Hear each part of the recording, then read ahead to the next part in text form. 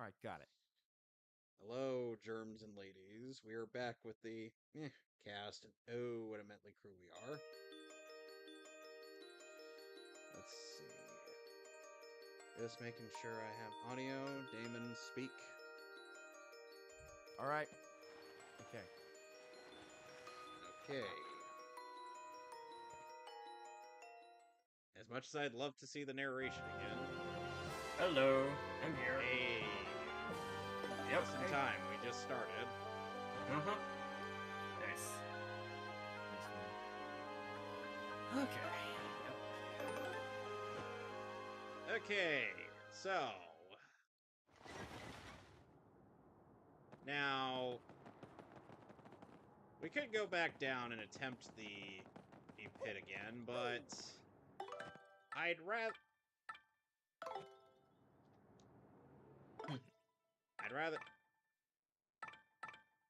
we get right to the plot. Yes. Good idea. We'll do the pit later. Meanwhile, back in the plot. Onward to the plot. Alright. And the door closes on us.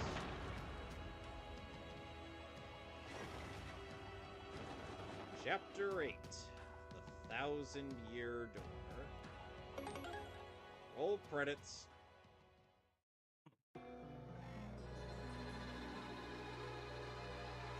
So, how do we feel about the Palace of Shadow? Boy, I have nothing much to say, honestly. Oh yeah. And why do you say that? Like honestly, I'm gonna probably look into playing the Paper Mario games. I just Definitely start with definitely start with the first one. Yeah, and I was able to find a translation patch for the on the emulator through a GameCube Dolphin. So I'm guessing you're going with the original Japanese script. Yep. That's fair. Mm-hmm.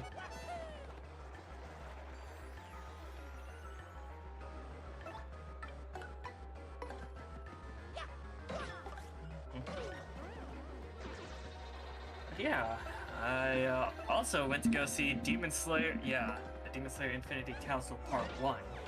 I did too. On Saturday. So since we got a movie to talk about, let's talk about it. Oh so, yes. If you haven't seen in up to the end of the Hashira training arc, yeah, you're about to be spoiled. Oh yeah, and to those thinking, they could go in to get into Demon Slayer with this one, oh dear god, no, I would not advise doing that. Yeah, really. Mm-hmm. So, the movie the movie opens with Yome Himejima,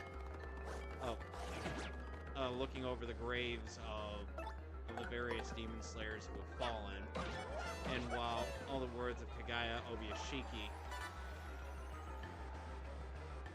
end up echoing in his mind, which was the plan that was discussed in the Hashira training arc, which involved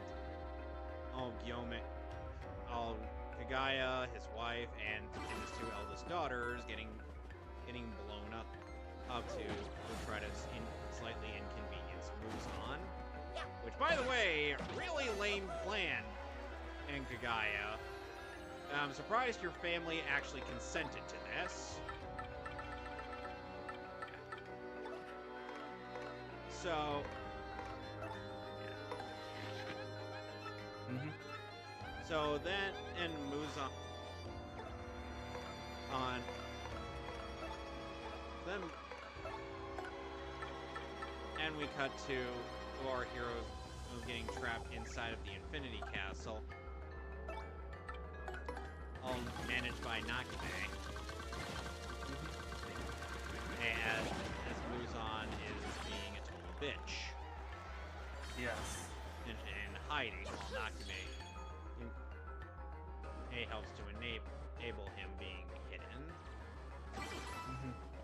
So, then of course, when and moves on. And then of course, there's as Tanjiro, and the others are falling. I mean, Tanjiro gets bailed out by Gyu, aka Mr. Gyu. I swear, one of the funniest things about Zach Aguilar's voice for both Tanjiro and Koichi, that's not his real speaking voice. Yeah. That's literally just a voice he does, and I'm like, the fact that he just slips into that voice is funny. It is really funny to me. Yeah. Oh man. But yeah. So Yome and Muichiro end up steamrolling through a number of the demons to the point where they might as well be driving around in a giant truck. Vroom. With Yome a spiked ball all on the bumper. Watch out! Here come the demon slayers. Yeah, because the demons that Muzan had summoned to the Infinity Castle are not there to do any meaningful damage to our heroes. They're only there to slightly inconvenience them enough for the upper moons. Translation, they are pretty much cannon fodder. Speaking of the upper moons, it's time we get into the thing that people actually paid the price of admission. Oh yes. Came to this movie. 2 major fights at the very least, as far as I'm aware. 3 major fights, and one of those fights is definitely the weakest of the bunch. Oh yeah. Oh man. So first off we have the start of the 3v1 that is Shinobu Okanao and Inosuke versus Doma. But we only get like the first half of it as far as last time, if I recall. Yeah, it was literally like the start of it, not. Yeah. True. So Shinobu finds Doma inside of his little humble abode. Eating on some of the Sugako under her command. Yeah. And which gives her quite a bit of pause. Yeah. And then after hearing this psycho's little justification for his mentality, which was his belief that he was bringing in salvation to them, even though one of them was literally begging for her life right before he killed her. Yeah. Shinobu then recognizes this demon based off of the description that her sister Kanai,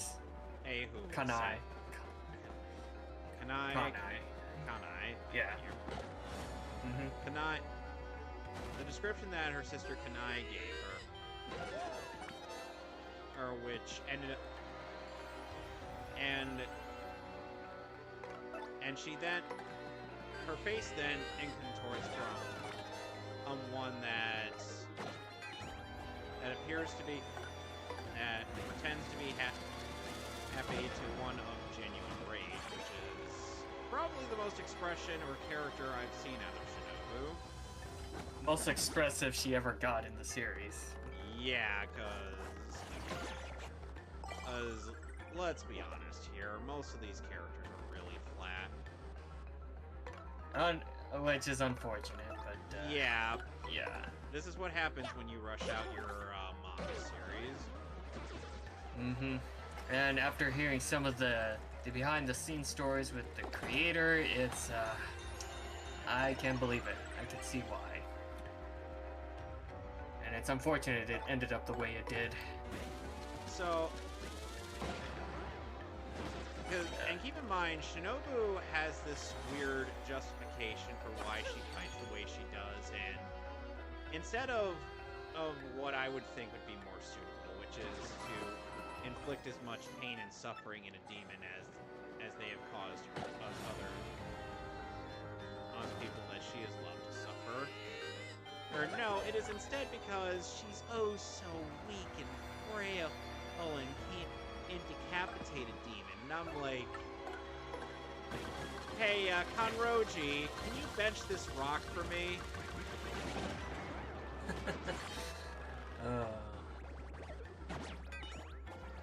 God dang it, Shinobu. Yeah, I'm not a big fan of their thinly veiled attempt at justifying why Shinobu is just really lame. Because I'm like, you have Orihime and Sakura telling you to man the fuck up, bitch. Like, you actually, gave it your all and actually put your heart and soul into it, you probably wouldn't end up in the situation you did. And saying. Yeah, and Shinobu, unfortunately, when she tries to use her poison and to try to take out Doma, Doma gleefully messes around with her and neutralizes the poison every single time she strikes him. And then of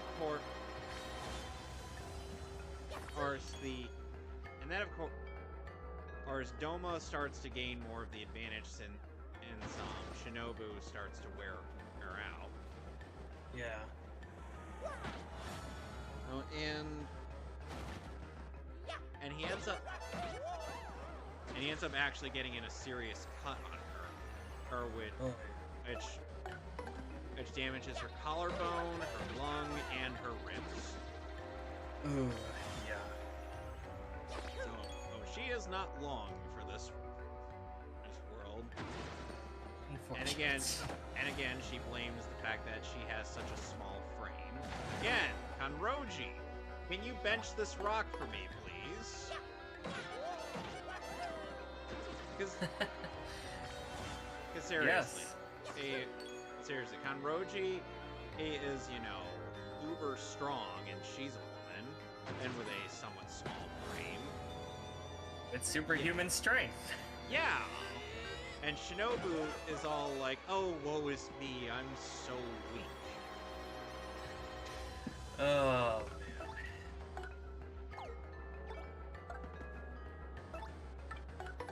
All the more unfortunate, because I will give credit where credit is due that both Saori Hayami and Erika Harlacher I thought were pretty good, even if her character does feel a bit, as I described, flat. And to quote something about another character that Harlacher is well known for voicing, Kurapika is now drowning in an indescribable emptiness. Yes.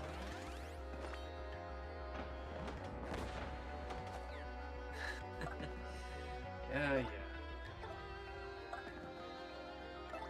So Shinobu tries one last ditch effort after getting a pep talk from Kanai. It was all like, nut up, bitch. She might as well have said that. Yeah. Perhaps that pep talk would have been more than enough for her to actually freaking, get her lazy ass off. Actually start, being serious. But then he does a lot of fancy footwork, and disorients Doma until she finally gets a strike in on his neck, and then as she falls, she kind of laments her failure, and how angry she was at, and not only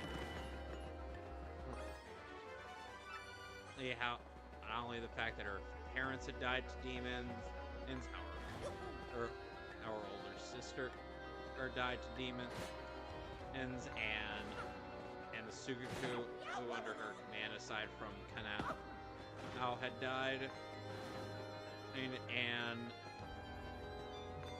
then of course there's the fact that the girls under her protection and in the medical area would have probably still been with their families happily, if not with demons.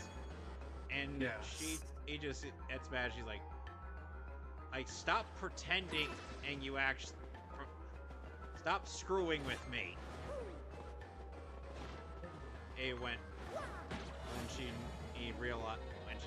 he notices that Doma is once more screwing with her and trying and easily neutralizing the poison. Yes. He then grabs her with one of his creation and gets her into a embrace of sorts. Her being like, "Oh, you did your best." I'm so happy. I swear, Stephen Fu did.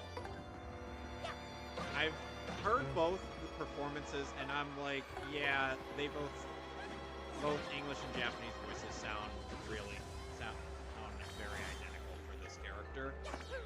So you're getting pretty much the same flavor, or no matter same thing with a different flavor, no matter which performance you end up going with. Whether it's Stephen Fu or Mamoru Miyano. Miyano, And it's funny. Alex has pointed out that Mamoru Miyano, there was a time where he was pretty much everywhere in anime.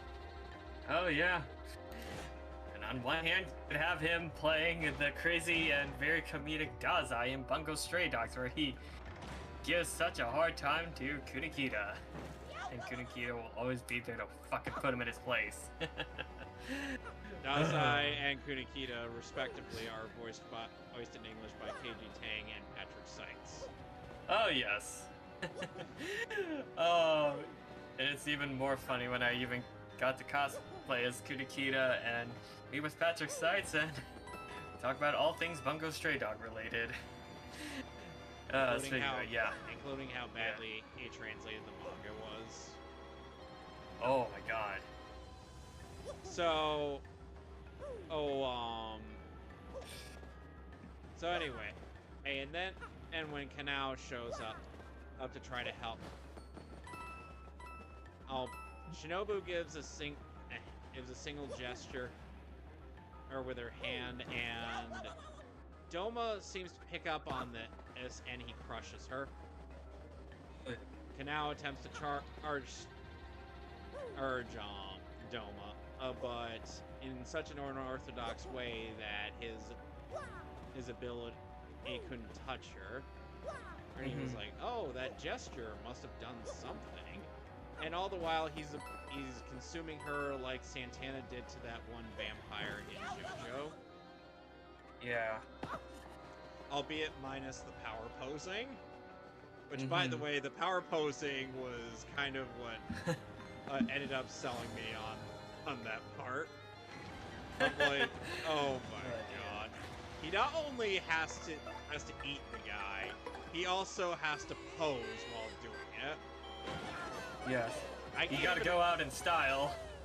I can't even imagine Doma doing a power pose because he's such a pussy. Yeah.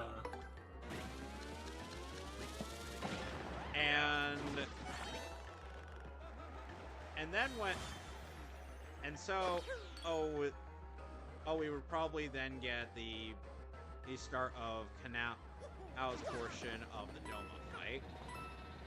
Later down the line.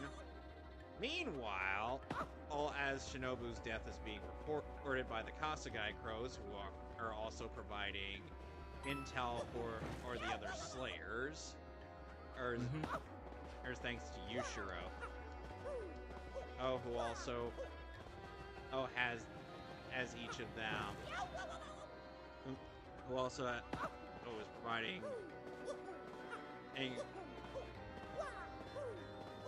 providing support. Yeah. Well, not only that, but also trying to remember Obiyashiki's his son, who is now taking over head of the Demon Slayer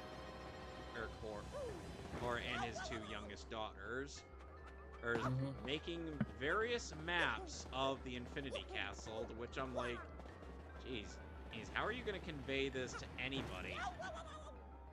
Yeah, it's gonna be impossible to decipher with all the different formations and everything. And Muzan is just hiding, and while taking his time with Lady Tamayo. Oh yeah. And unfortunately, yeah, during the midst of that, Tamayo is slowly being consumed by the and her formula is being neutralized. Oh yes. So, and meanwhile,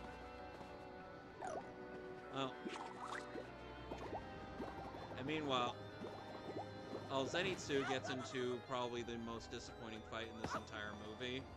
His fight with Kaigaku, one of his former members and one of colleagues, his sibling students.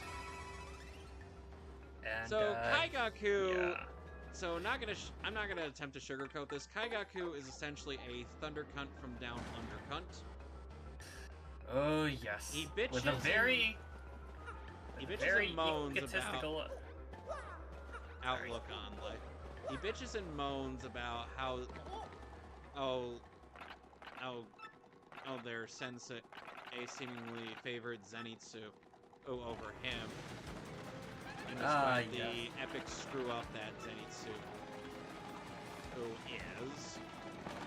On top of the fact that Kaigaku has that, I guess I would call it the Sasuke syndrome, where he has this superiority complex. Yep. And ooh, boy. And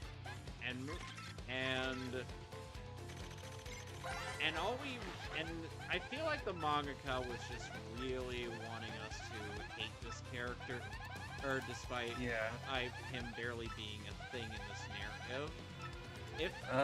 If he had more of a presence in this series aside from a few flashbacks, I would have said, we can already kind of say that we don't like him, but because of the fact that he's just dumped here,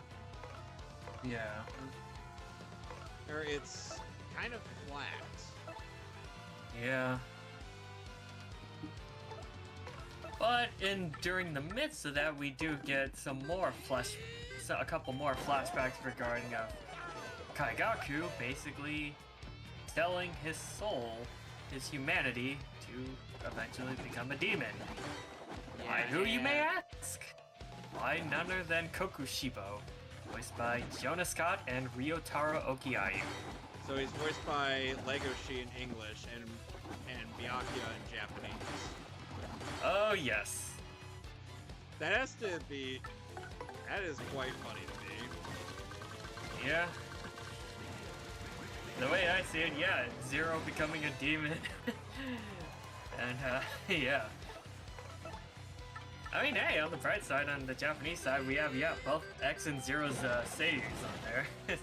One is Hashira, and the other is a demon. Yep. And meanwhile, we have Zero as Gyu. Oh, yes. We'll get to his and Tanjiro's fight later. So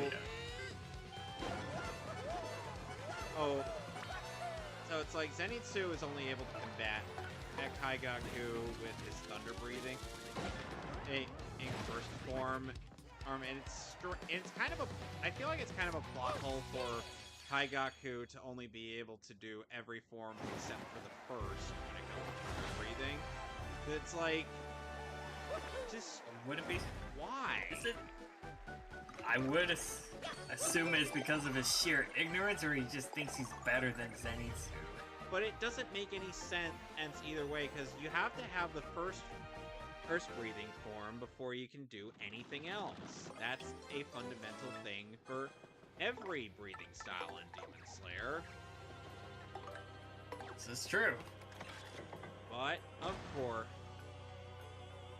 course, because we needed a big old fight to happen, and we just have,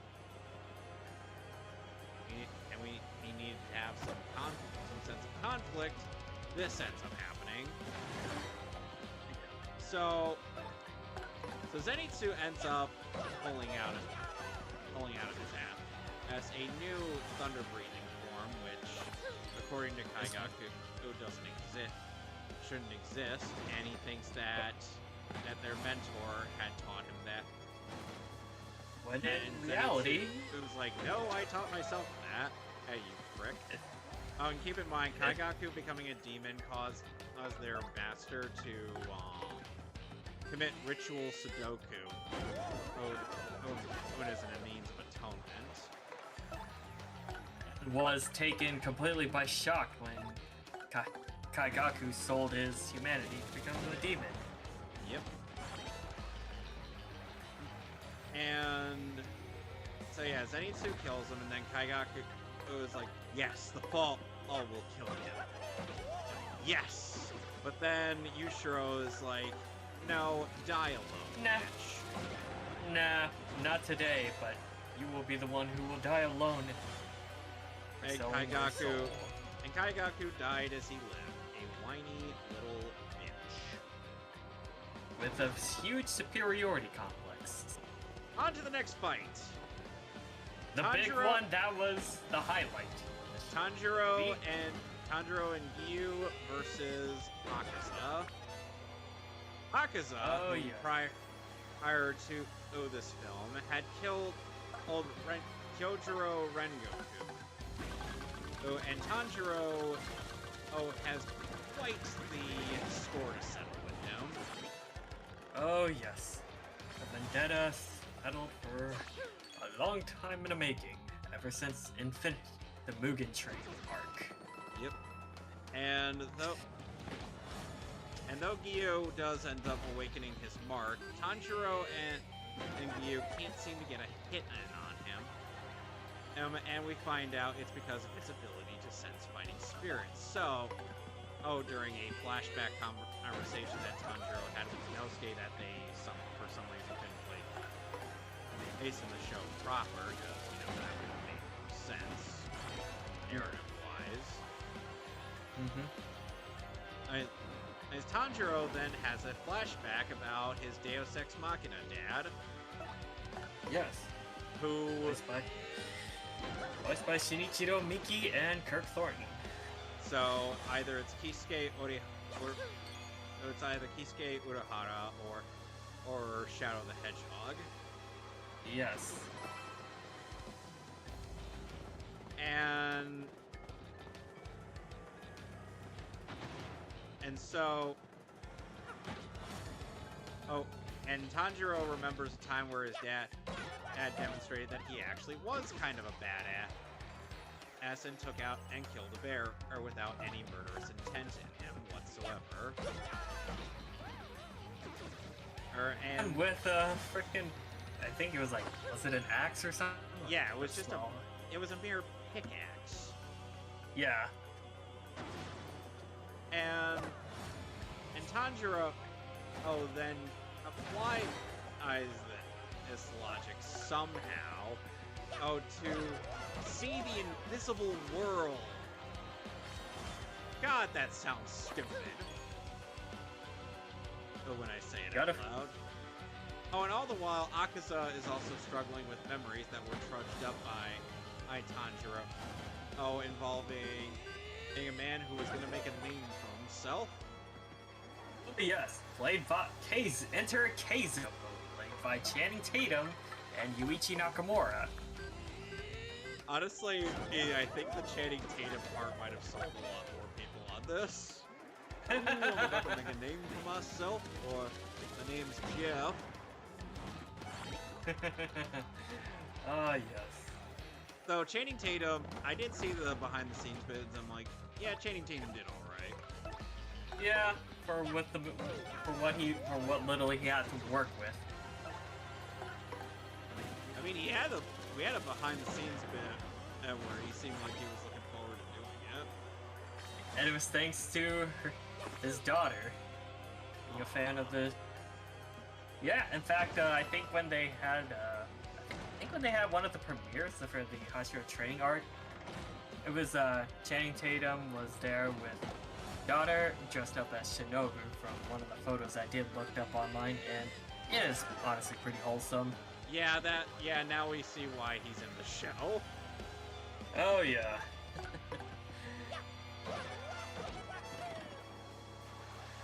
And that shipment, if you wanted to be in this series to gatekeep him from doing that, you should have auditioned. To be quite honest, Matt Shipman, you should have made a big ass of yourself, and if you hadn't made a big fuss about it, you probably would have gone. You should have, well, you know, maybe talked to Steve Staley or the people at Bang Zoom, and they probably would have given you a part or some sort. You know, just a little food for thought. Yep. Good voice actor, but sadly he's a tool. He was good as Shun Kurosaki in that crappy Arc 5. God, I hate those outdated Yu-Gi-Oh dubs. Like, It's a shame. I thought he was alright as Nagumo from Haru Furudata, the freaking white-haired badass edgelord with the freaking. I thought he was. Yeah. I thought he did pretty good as Inase Yuwarashi in My Hero Academia. But yeah. Anyways, moving onwards to what we were talking about. So it turns out that Akaza was once a young human boy who was taking care of a very ill father by means of becoming a pickpocket. Yeah.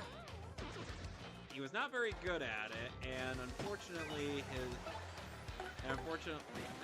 was also branded a criminal after some lashing was done onto him. His dad died via committing ritual Sudoku. Oh, I know how. Oh, yeah. I know how he actually died. I'm just saying that for the sake of YouTube, not getting really pissed about it. Oh yes. And it seemed that he was just a lost child lashing out at the world until Mr. Tatum showed up. Oh yes. My name's Jeff. Now it's time, my friend. It's time for you to start a new life with yours truly. I swear Tony was disappointed when I told him that Tatum did not introduce himself as saying, "Hey, Jeff." From 21 Jump Street. So time for you to be reborn. that was certainly an interesting line delivery, but it also made clear his intentions. Because he saw this young child and he thought, I could redeem him. And redeem him, he seemed to have done, and especially entrusting him with the care of his daughter, who is also sick. Thankfully, she got better enough to not only stand up, but also agree to marry him. Marry Akaza. And fulfill the promise. Yeah. Or what was his real name? Human name again? Looking that up as we speak. Okay, his human name, Hakuji. Hakuji, thank you. So yeah, Hakuji, he wanted to marry his mentor's daughter, and it seemed like there wasn't really going to be any issue. Yes, in fact, And Even because told And he told his dad, and hey, I'm actually gonna get married. Hey, I've actually been living an honest life like you wanted, and I'm getting married. Unfortunately, some petty news decided, and let's poison the water supply. I have this martial artist we're super jealous of. I'm sure that won't come back to bite us in the ass. And oh boy, bit him in the ass of those spiders it did. Yep. And because of that, both Keizo and the soon-to-be married Koyuki, unfortunately, were killed. Yep. The poisonous water from the well. And needless to say, Hakuji did not take this very well. He went into the dojo of the rivaling area and killed everybody. Killed every one of them. Oh boy. Yeah, it was quite brutal.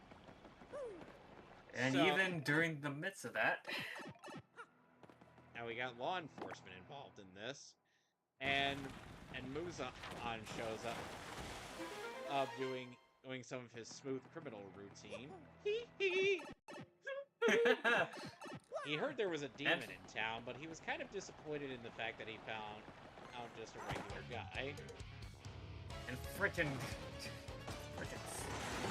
pokes his head, like stabs it, no less. And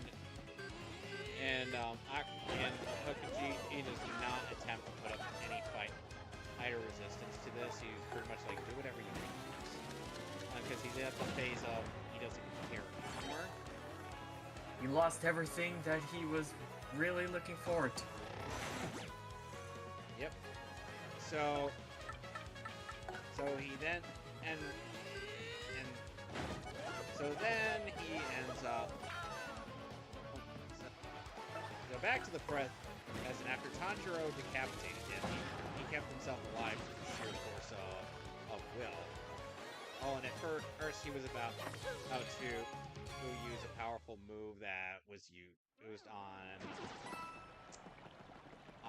Rengoku, who that Tanjiro tried to get Gyu out of the way of, and he just punches himself to death. Oh yes, because he more or less he finally understands and comes to terms. He finally regained the plot on what he means by him despising the weak, which was people who cowardly means to get what they want. And through Koyuki convincing him, of course. Yep. He dies content. He dies an honorable death as opposed to continuing to live on as a demon. Yeah. And news of his death spread throughout out to the point where Kokushibo, Odoma, and Muzan were all dead. I think Kokushibo, when he learns of his death, ends up slashing a bunch of library books. Yep. In anger. Kokushibo was like, whatever happened to that promise of you one day trying to beat me? Hey, come on. You're gonna blue ball me like that? Damn it. Damn it, Akaza. How dare you back down from our promised fight. I will never fight again. So that... And,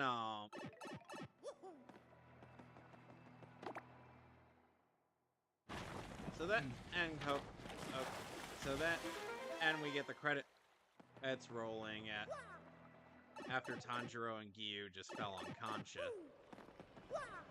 It's due to the sheer adrenaline.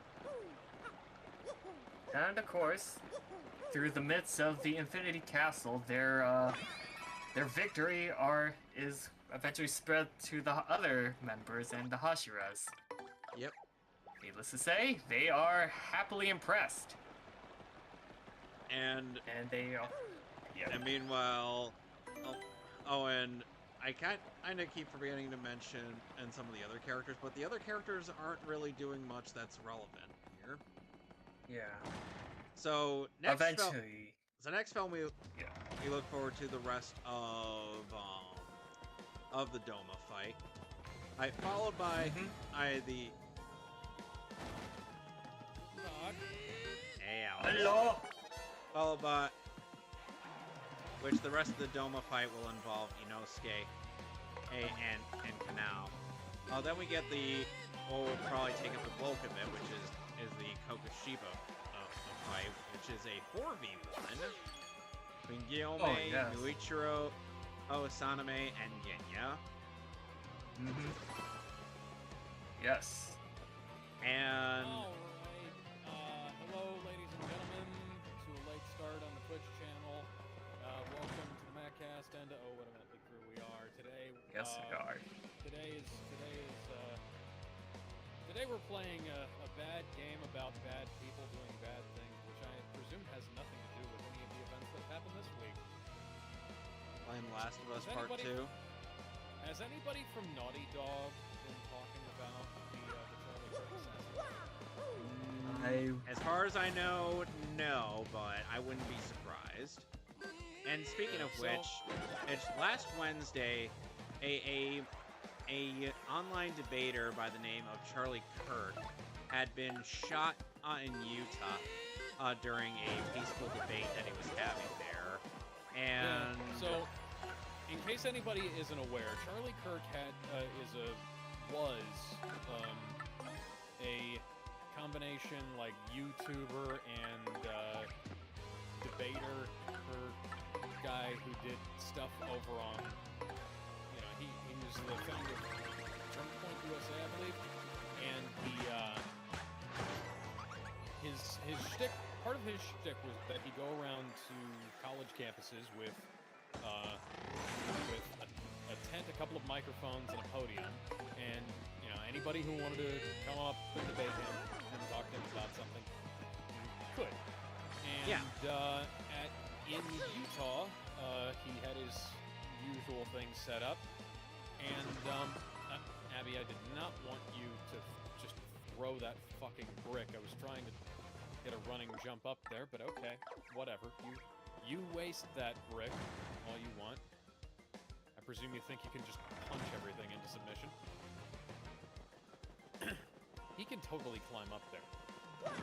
Anyways, then a rifle shot rang out, and a fountain of blood erupted from Charlie Kirk's neck, and Charlie Kirk was no more. Yep. Unfortunate.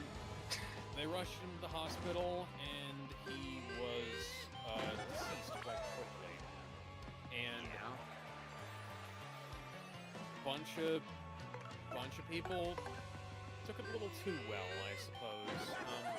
Including one dickless panty waste by the name of DC Douglas, and in a furry douche canoe by the name of Sean Chiplock. And another content creator who was known for doing skits, Mighty Keith, was another one. Mighty Queef, as people have started to call him. Yep, as do I. And it was found, kind of ironically, that the man who assassinated Charlie Kirk had furry slogans written on his bullets. Yep. Including, which forced the fucking governor of Utah to read out, what's this? Notices your bulge, LMAO, off of one of them. If you read this, you're gay, Lamau, off of another.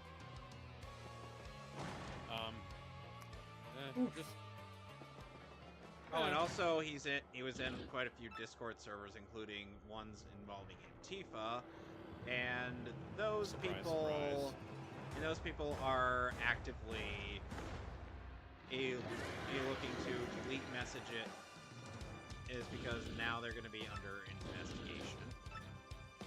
Well, first off, that's not going to work, and second, They can try to hide. to, They can try to. Well, they can try to hide the messages all they want. Welcome to find it federal fu- crime territory. I find it funny how in the original Paper Mario Thousand Year Door, we didn't find out until this fight right here with Bloomtail that Hooktail was a she. Kind of like how But this translation ends up of having Hooktail already be known as a female, which is peculiar. Well, that's the to say right- the least. that's at least a correct year, but that ain't the fucking North Dakota court, guys. Also, nice little rendition of the Hooktail theme.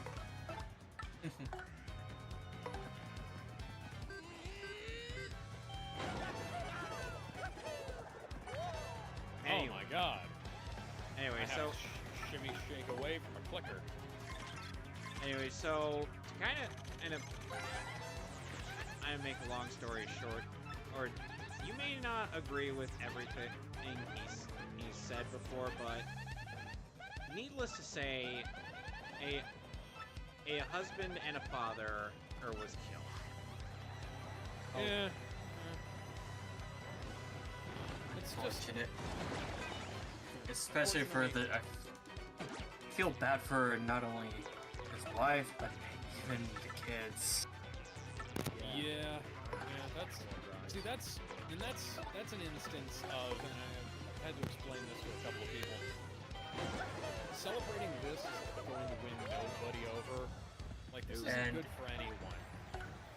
Like, if this is this in like the attempted assassination of Donald Trump and all that other crap, that's just gonna turn people against you. Because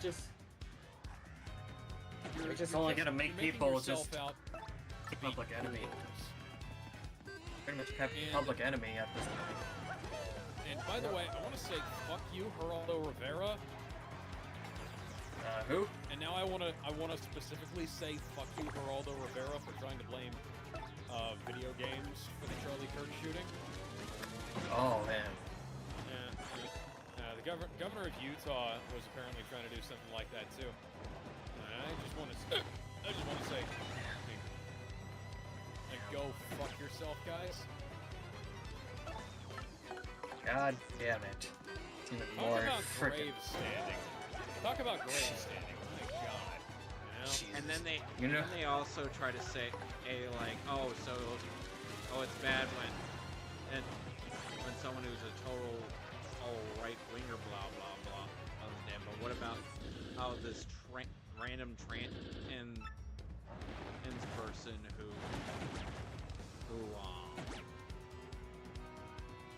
committed ritual Sudoku? Yep, Oh, and double I'm like- standards. I'm like, Oh, I'm no, sorry, who? Who and what? First of all, this person wasn't of age to consent and to do this unless they live in a state like my home state, okay, where her age of Who consent was is. that, by the way? Was that who was that? Is that the one, like the really skinny one? I think. This is Sparta. See I that? think it was like. Might be. And again, most of my info Look, for as probably. much as I'd like to get the good ending, I need to get through this to actually. God damn it, Anderson.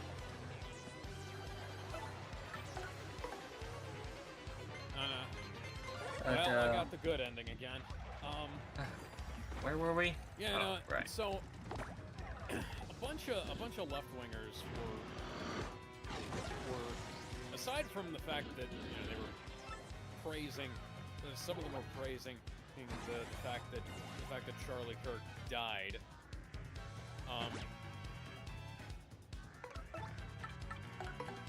And hoping that he'd die and stuff like that. There's also a bunch of them talking about like, this is why we need gun control and things like that. And Charlie Huh. Kirk was killed with one shot from a bolt-action rifle. And the people who were advocating for it, aren't those the same people that will resort to use violence even if they're in a corner? Yeah. Uh-huh. Yeah, rules for Z, Damn it, but not Anderson, for me. What's the use of all that all that bench pressing if you're not able to push somebody off of you?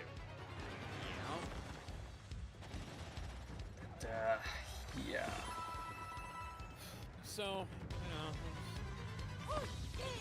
nice. I'm sure his wife and kids are happy to well, kids don't really understand what's going on. But I'm sure his wife is happy about you guys using him to push this stupid agenda that had nothing to do with his death, nothing to do with his life, and nothing to do with the circumstances that led up to this moment. And if there is one thing I have learned ever since with Vic, if there's one thing I've learned from this is that they are more or less scared of the truth. Yeah. Yep. Well, that's just how stuff like this goes. Yep. Yeah. And regardless of what you think of Charlie Kirk, I mean, the guy wasn't a saint or anything, but he didn't deserve that. Because the No, assassination he did. was evil. Well, that's one of those things where, like, you can say, hey, like, I didn't agree with his points. I'm, didn't think he was right on a lot of terms. But when you're having to go out of your way to manufacture things that he said, take him so dramatically out of context, or just outright invent things that didn't happen.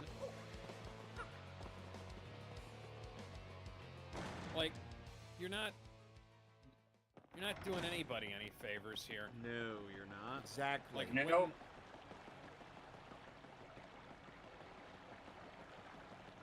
And like when all Humanity's anybody pretty much has to, dead. I shot where do I fucking even top half of that creature's head off. where do I even begin How with are you this? still 'Cause alive? it got I heard it got so bad that people who are gleefully celebrating his death,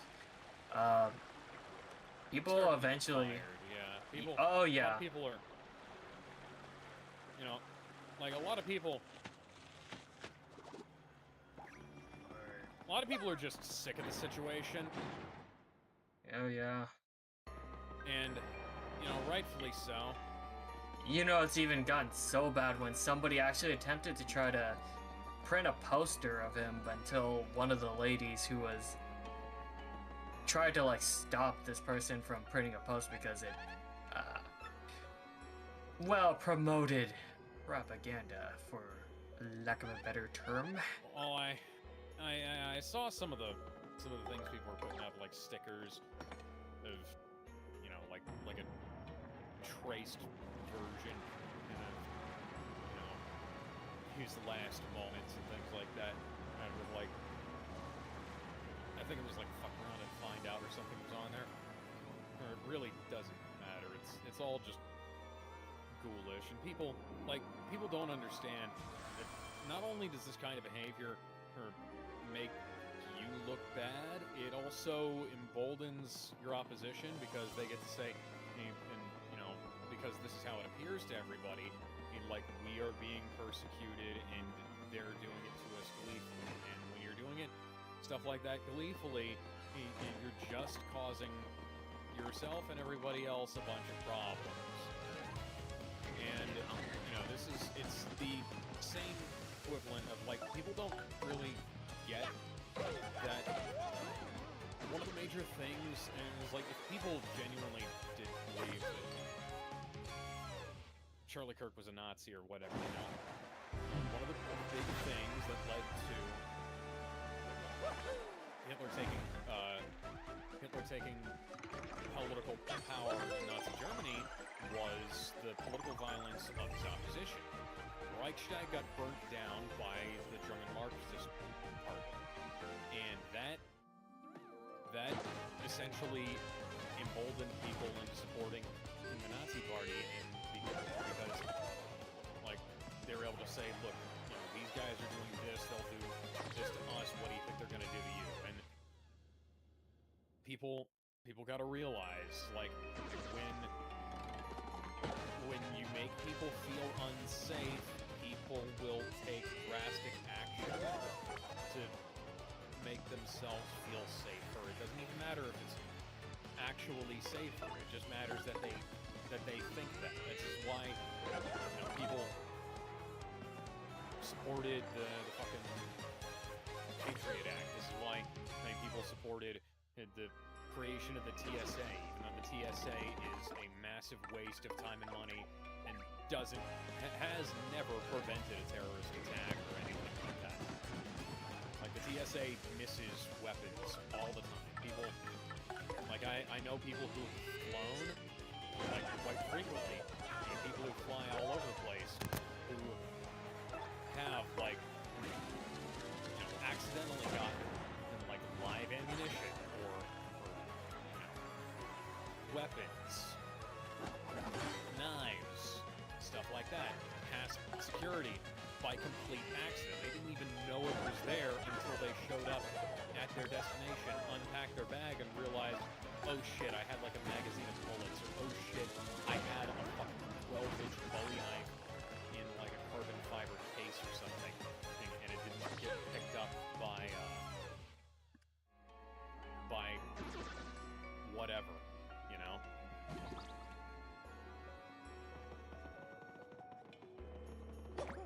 Yeah.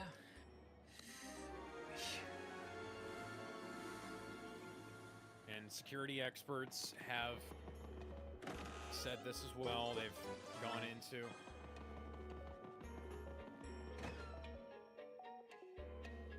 like they've explicitly tried to break the TSA security, and they've succeeded. And when you're doing stuff like this, when you're handling a situation like this, you got to do it gently. I've been saying this to people for years. You can't give what you think of as the other side any ammunition. You can't make them seem like they're able to take the high ground over you. Like, if they can come across as the honorable ones in the media, then, you know, you're up shit's creek without a paddle. Or more to the point, you've thrown away your paddle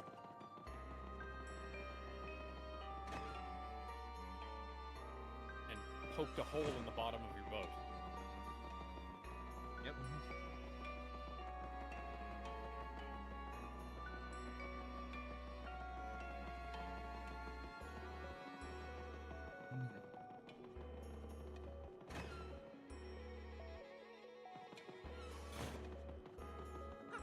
I think Shoe on Head was talking about this. You know, people can say whatever they want about June. I like her as a content creator. She's got me blocked for some reason, but I couldn't tell you why. A lot of people have me blocked. Or Razor Fist has me blocked, but it's because I called out on something that he said about Warhammer, where he was saying, "Oh, Warhammer is just a ripoff of blah blah blah and blah blah blah," and it was like this thing from Warhammer heard come out first, and then he blocked me about that. That was just rather than petty. addressing the point. That was rather. He petty probably- on his part. He probably would have blocked me after that response we made to the Snyder Cut video that he did. Not like he was watching. That was... I mean, he probably wouldn't have, but, you know, he hasn't done enough to understand that... The only reason we had Excuse me. the only reason we had Razorfist's response to the Snyder Cut in there was because that was an extra bit after we ended up getting on Mahler's case about it. Oh, yeah. That was a fucking nutcase of a review on Mahler's part. I still don't get where he was coming from on that. because most of the points that he made just either weren't in the movie or didn't make any sense.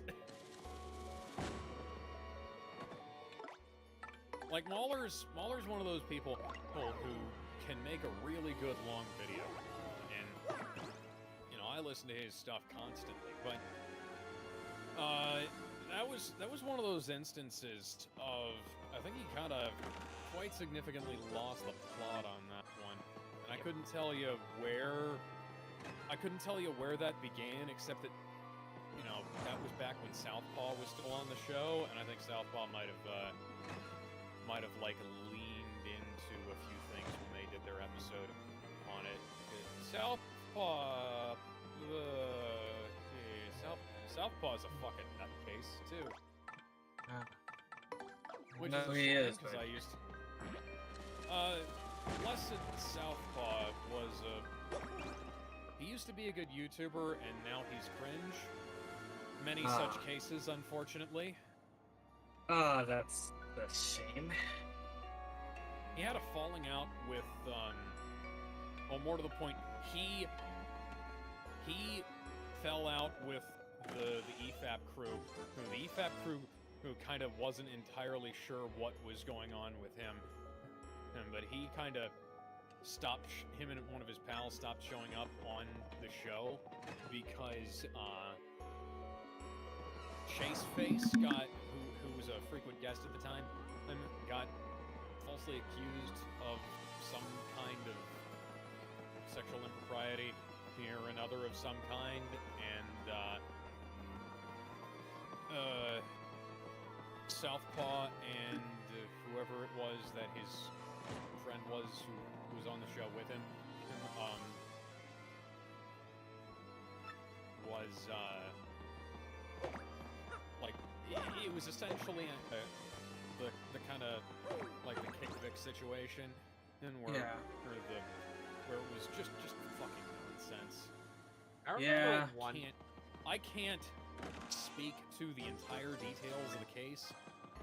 I just know that there was a bunch of suspicious stuff about the things that people were saying about Chase, and then it was just not, a bunch of it just turned out to be not true, so I just didn't pay any attention to the rest of it, because I've had nigh on a decade of bullshit about this stuff, and I just want to not have to think about it ever again.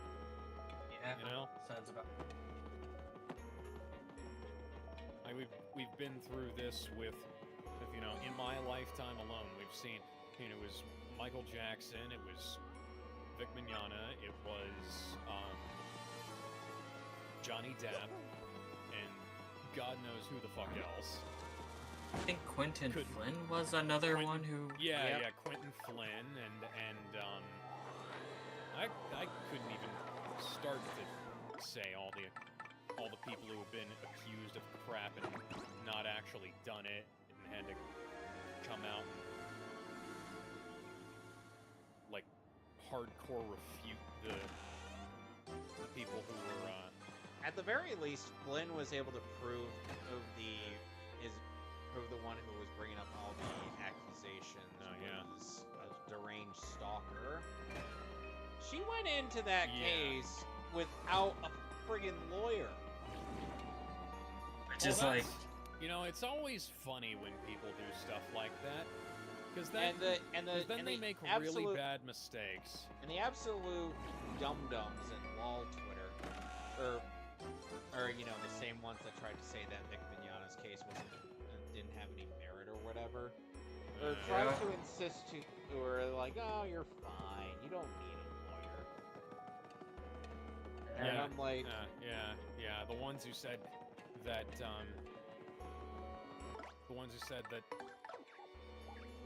know, Ty Beard fucked up his filings, said that she didn't need a lawyer. That's it was like Ty had his, you know, fair share of problems with the way he filed the stuff in the suit, and you can argue back and forth, and Ty will freely admit that he made plenty of mistakes in that suit. It's not like the man didn't take responsibility for the issues that happened with that Why did you keep going? I was pulling backwards on the stick, Abby. Because Abby wanted... Because, as Alex, don't you know, Abby thought she was playing Resident Evil 6. Abby be like, fuck you, I want to do Resident things Evil my 6, own way. The buttons and wiggle the sticks. Yes, that's a reference to the Yo Video Games playthrough of, Yeah, if you ever want to see a great example of somebody filing a lawsuit pro se, go look up the Naomi R. Bobby case as covered by Runkle of the Bailey. Ian Runkle goes over that case, and apparently Naomi R. Bobby is an actual lawyer, but the stuff that she put into that case was so fucking laughable that a non-lawyer defending herself against that case won, and our Bobby got disbarred because of it. Like, you can't fuck up any worse than that, any worse than you know, you being a lawyer, your opponent representing themselves, and you being the one who gets shit canned over, you know? That rarely, if ever, happens. Surprising.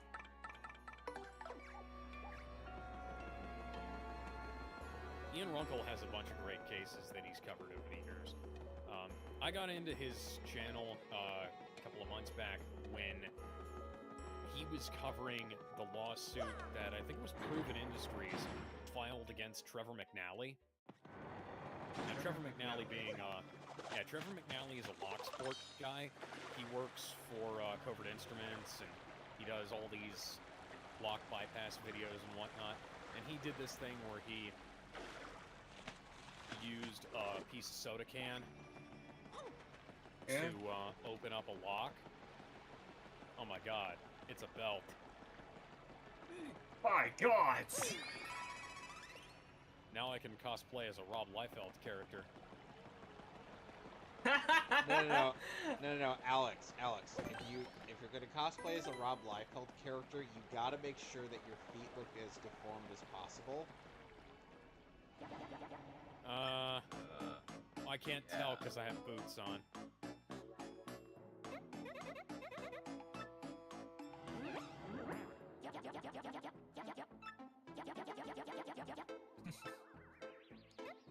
Are you sure about Okay. that? So, where exactly am I supposed to be going? Am I supposed to be going this There's way? none other than this little freak in a sheet. My name's Dupless. What do you do? Veldum, you do realize that freak in a sheet kind of means that he's kinky. Oh my.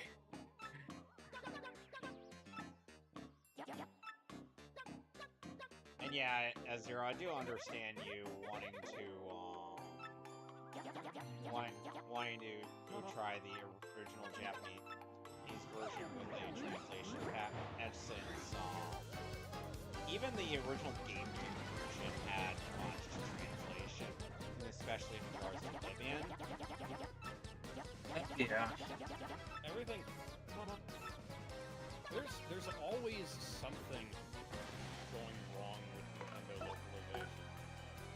And sometimes it's not even with, and sometimes it's not even with the Japanese. It's not even with the Japanese to English. It's sometimes with Other languages to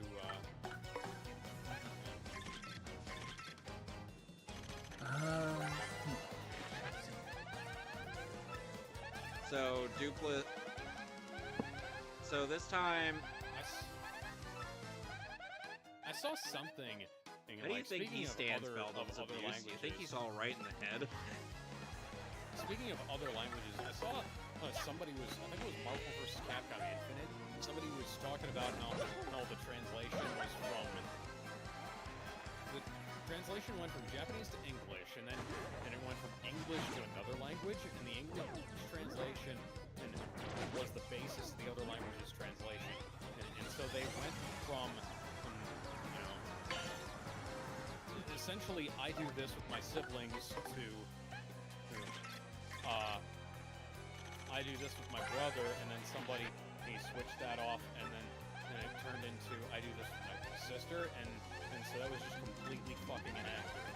I'm probably missing something here. Let's also never forget the, Yeah. I do not know what the hell So Alex, you remember,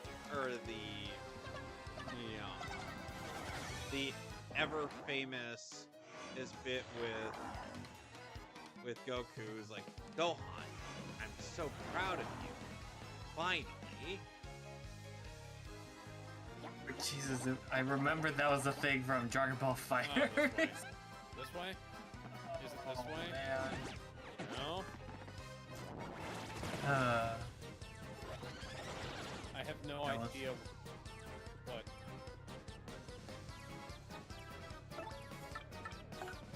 Again? Oh, Yeah. what? Yeah, so fun fact. Yeah, so fun fact. Apparently,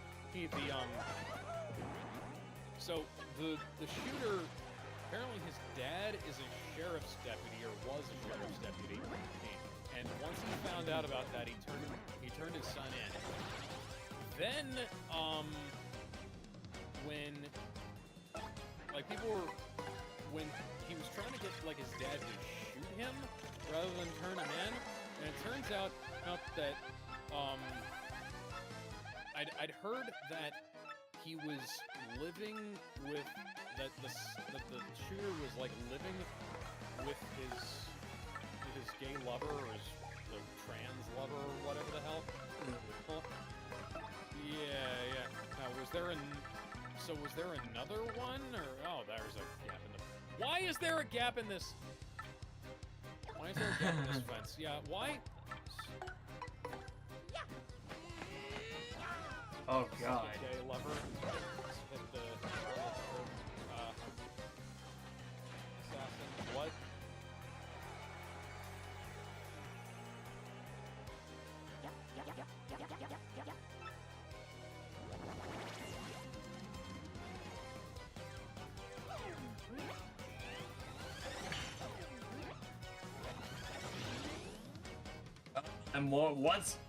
And once more people, I don't know, a whole lot more people find out about the truth, and the cracks start to rear its ugly head, as they I say. remember that they were trying to say that the shooter, or they started off by trying to say that the shooter might have been a Kirk fan letting off celebratory gunfire, which that sounds like the kind of thing that you'd expect out of a fucking, like, Family Guy sketch or something. Yeah. Yeah. Yeah, that. I was genuinely infuriated. No, man. Yeah, people. Yeah, a lot of people were actually bringing that up. Somebody compared it to the assassination of Franz Ferdinand, and I can kind of understand where they're coming from there, because that's yeah. For those of you who don't know, in case you're like going through the where is? Oh, there you were. Infuriated, yes. Shut the fuck up, game. Oh, god damn it. Yeah. That was why we watched Smiling Friends on Wednesday night instead of watching Pissmaker. Because, you know, oh, that...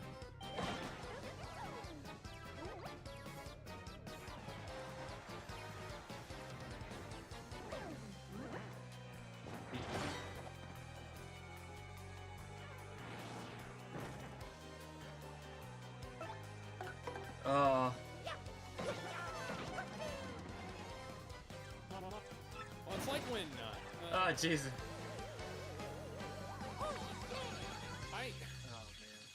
I struggle to think about It. when the last time I kind of had such a visceral, okay. I struggle to think the last time I had some kind of visceral reaction like that. Like, actually, it might have been when the Trump assassination attempt happened, and because I immediately went, oh, you do not know what the fuck you're doing, do you? Or possibly you know exactly what you're trying to do. You're basically becoming an enemy, public enemy at that point, as I said. Public enemy #1. They were trying to say that it might have been a groiper or something, which I could kind of understand, possibly, considering I am not a wolf. Well, actually, I am a wolf.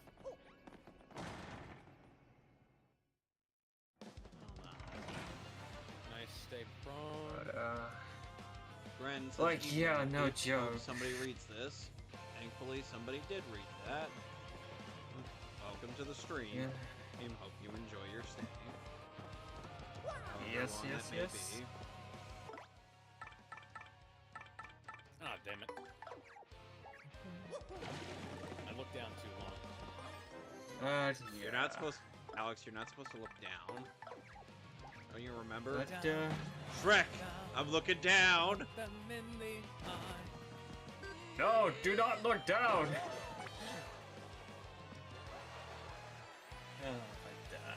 I guess, you know, to go on a bit of some more positive thoughts and note. Yeah. Yeah. So going back to the Demon Slayer movie, so Demon Slayer's film grossed he's well over 70 million in its opening weekend. And managed to surpass the first Pokemon movie. Yep. And already with worldwide box office with worldwide box office into consideration, as well as its 2 months. And by the time Demon Slayer ended up hitting U.S. theaters, it ended up already outdoing not Superman Legacy in its first weekend. And I heard it even managed to, and I forgot, I didn't even know this movie came out. It was like one of Stephen King's most recent movies, I think, that came out. Oh yeah, the fucking Walk Fast or You Die movie. Yeah, that's the one. The Long Walk, I think. In my head, I have The Long Walk as a different thing. And to address Grant, and it's like, yes, we did talk about how the assassination that took place. Okay, so now we've moved on to a positive topic. Yeah. So, there was a Nintendo Direct, and nothing about Metroid Prime 4 is up. Metroid Prime 4 is up for pre-order again. And there. Which, by the way, Samus also has a motorcycle. That's oh boy. Cool. Why did you cancel my pre-order, guys? Is it because you raised the price? Hello. And then also. Yeah. And then of course we also have the fact that nothing about the Direct was really all that remarkable. And the one thing that generated, especially in America, and the one thing that generated hype for any sort of quote-unquote Direct was the announcement of Mega Man Star Force's collection. What time? And guess what? After that was announced, Star Force trended. Oh shit. Look at all the Star Force related tweets on social media. You will be amazed at how much motion in a somewhat niche Mega Man and RPG trilogy could generate. And, whew. And in not so shocking news, Nintendo is releasing Super Mario Galaxy 1 and 2. Hells yeah! And you yeah. know I pre-ordered that. Except I pre-ordered mine from Play Asia because they have it for $50 as opposed to the $70 that they want from Amazon. Oh my god. I ended up more. I mean, And the thing about that was that I ended up going more for. I'm gonna probably just end up getting the digital version of Galaxy 2 because Galaxy I already 2. because I already have Galaxy. Have it 1. on. yeah. I mean, heck, I've got the 3D All-Stars collection. I mean, heck, But yeah. In fact, I ended up getting the Mario 3D All-Stars collection through Amazon Japan, and Oh, nice.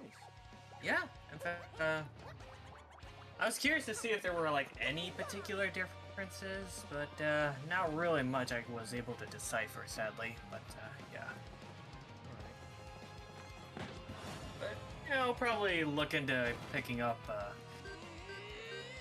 Galaxy 2 on PlayAsia. But yeah, Tell me the 3D that's All-Stars the collection. last of the fucking...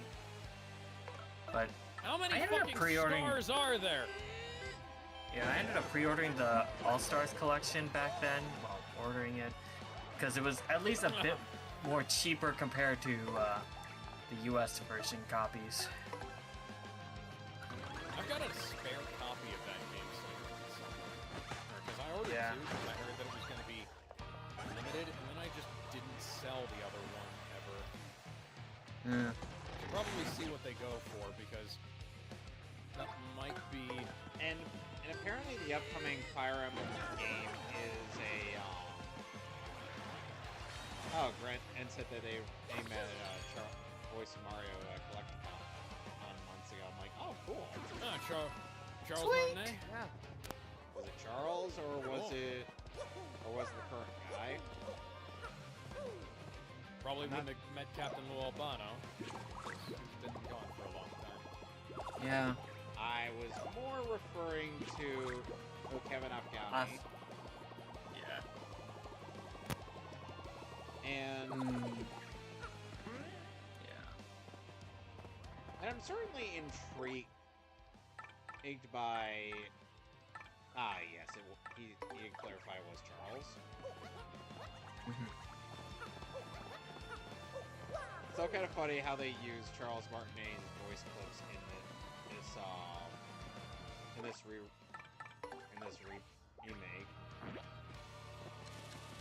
and as well as Scott Burton turns as Bowser, which I'm like. His voice clips arguably aged a bit worse.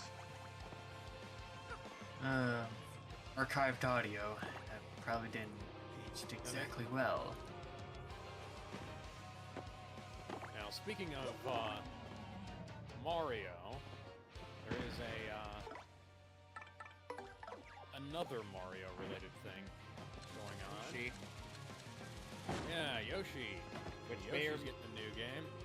and now let's also never forget the fact that his game,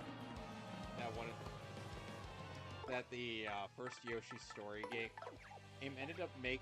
somebody ended up making a monogram of the Yoshi's cheerful song and make it sound like they're saying "You asshole."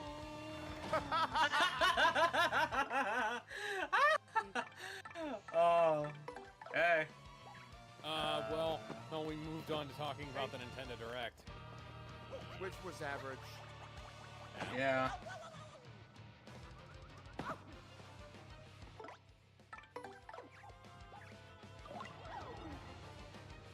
Okay. Yeah, it was very painfully average. Unfortunately. You'd think that Nintendo Direct would actually, give us something worthwhile, but it didn't. Nope. All it managed to do. Nope. All it managed to do was kind of disappoint me. Well, they revealed something from the future of the Switch too. They revealed the fucking Virtual Boy again. I'm like, cool. Happy 40th Yeah, anniversary. And it is.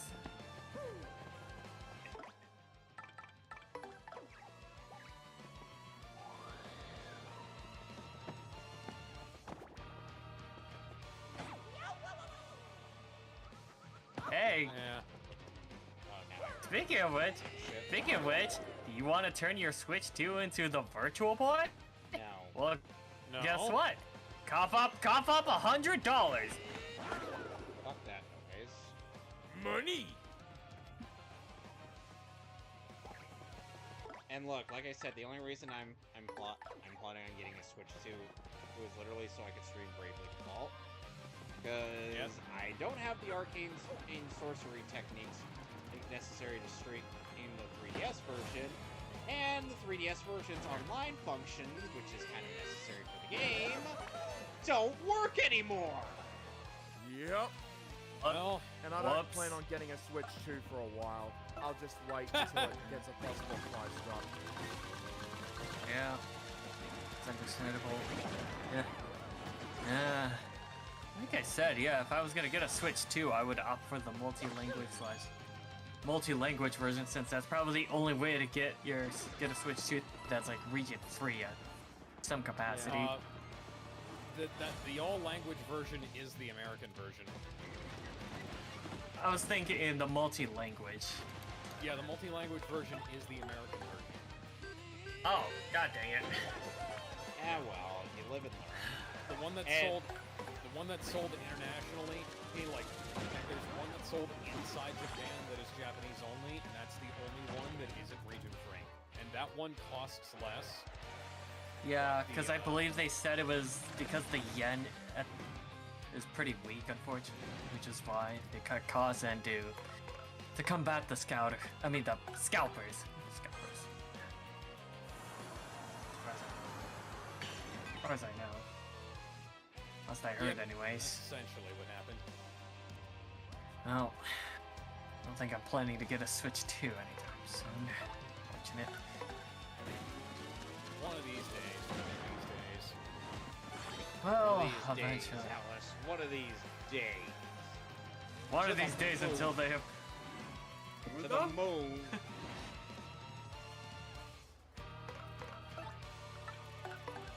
To the moon, the Alice. 3DS. To the moon. Because I remember everybody said 3DS. 3DS, this is the perfect thing to run Virtual Yeah. Boy. Yeah. In fact, I'm Now gonna get it's- another 3DS. I will look into actually modding one of them because I do have the Fire Emblem Oh, Fates it's- Special Edition. I Oh, still. it's super easy. Because if Super easy I on a 3DS.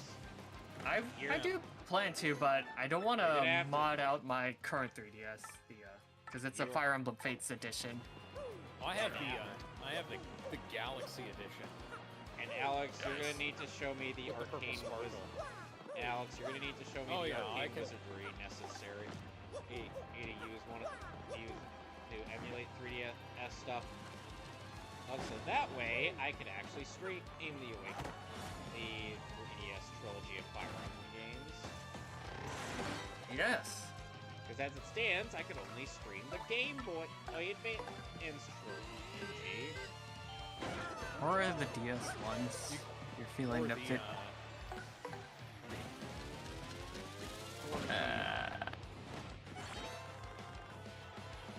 What about Three Houses? GameCube and Wii. Oh yeah. Oh, those two. Well, on GameCube and Wii, yeah, I could definitely do on my Dolphin. I've tested it. Shame there wasn't a. I tested Path of Radiance on my laptop, and it works really well. On L, I don't even need to switch to a controller scheme for that. I could just do it on the keyboard. Okay. I'm not joking. That actually is a Yeah. that actually is a game where I would feel somewhat comfortable just doing it on the Well, it keyboard. is a strategy game, so you can definitely do that with a mouse and keyboard. Yeah. That's one of those few games that it actually would be better to use with mouse and keyboard than controller. And honestly, the Three Houses soundtrack is still amazing to this day. Yeah. Oh, yeah.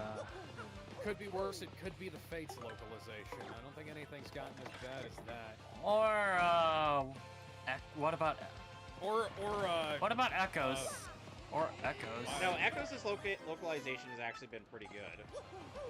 Oh. I think the worst one outside of Fates. Oh, that's right. Yeah. Yeah, Well, yeah, I think with Fates, saw. I think other than Fates, I think the worst one would have been Shin Megami Tensei X Fire Emblem or Tokyo Mirage Sessions #FE. Yeah, because They when called it later. when the Switch port was confirmed, they were using the US Wii U version as the basis, and because of that, Japanese and the Japanese ended up, into the Wii U version. and they ended up buying all the copies of the Japanese Wii U versions as a result of that. Yep. Yeah, so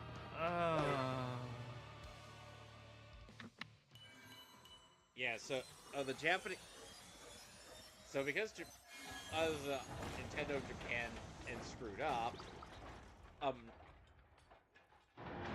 they ended up deciding to go with. People actually ended up deciding to play a Wii U. Yeah. You know, that thing that nobody buys I can anymore. imagine Scott the Woz was very happy about that. Let's also not forget, and then it's time to move on. No. He says as he's Oh, dragged away. I've still got my Wii U. I still I've have still got my mine. Wii U in my office. Yeah, still got mine. Jesus Christ. You'll have mine. I remember playing Batman Arkham Origins on that in between blue screens of death while I was editing Alternative Saga Episode 1. Oh man. My laptop used a blue screen in like every hour and a half. So my laptop would blue screen and it'd take like 15 minutes to boot back up because it was having to run itself through like recovery mode and stuff. So I just flipped on Arkham Origins on the second monitor. And I played that. And that was a great way to pass the time while I was waiting for my computer to unfuck itself. Yeah. Thankfully, I don't get those kinds of blue screens anymore, but I get entirely different problems. Like the audio warbling issue that I have sometimes. You know, Alex, I feel like I find it funny how perhaps maybe you didn't recognize the crackle of your computer's raw sexual energy. Well, paint me blue and give me a mohawk, because I might be craggling right now. Jesus Christ. In case anybody's wondering, wondering on that reference, you better recognize the crackle of my real sexual energy. Oh man. So apparently, Warner Brothers is looking to sell itself to Paramount. Oh. Oh, goody! So we could actually get more reliable DC Ninja Turtles crossovers.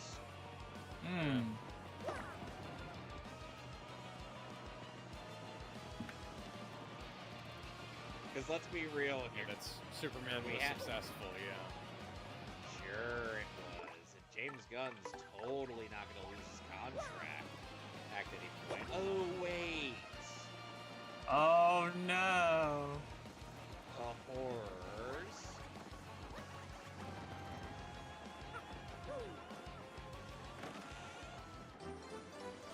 aside from Miss Mouse. No, it really doesn't make any sense because Warner Brothers.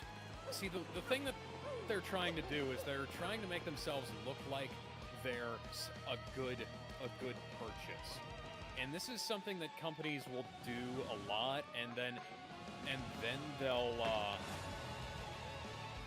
try and say, like, oh, look at this, and then they'll try and convince people like we're, oh, marketable.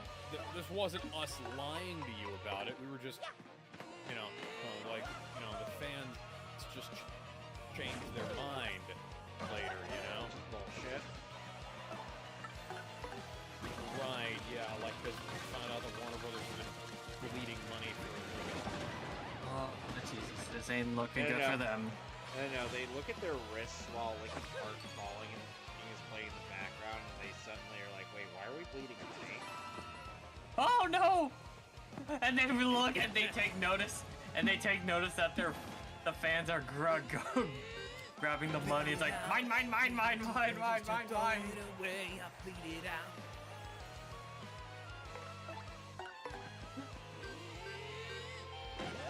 So, Alt Zero, have you seen Yezo Otaku's reviews? What? on stuff? I think so, Guys, yeah. Look at this. I- No, I guys, think stop. back in the Stop. day, Look at that. yes. That is a round wrench. That is a round fucking wrench. Hang on. Look at that. Yeah. A round wrench.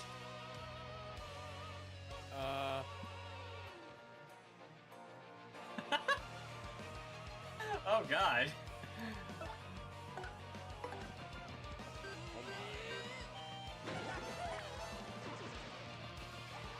What do you think that's for?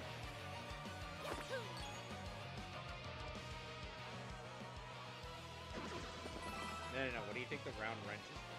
I'm an inquiring mind. Completely. It's because Neil Druckmann doesn't know anything about how wrenches work. Yeah.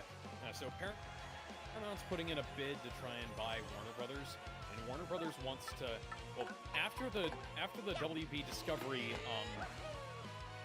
split that's going to happen, Discovery is going to try and sell.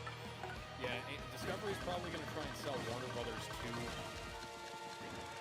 the Viacom CBS Paramount company.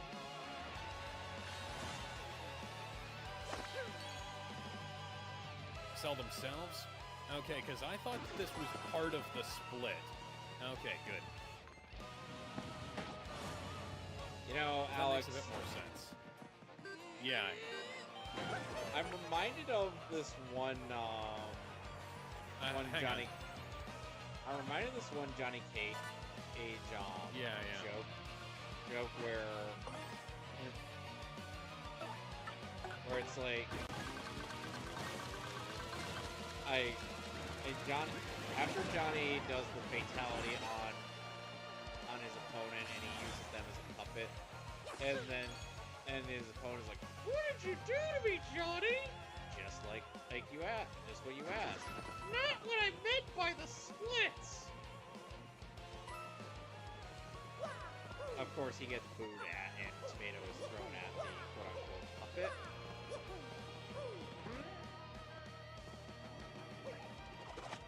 Seriously, Johnny Cage's fatalities in MK11 was really good.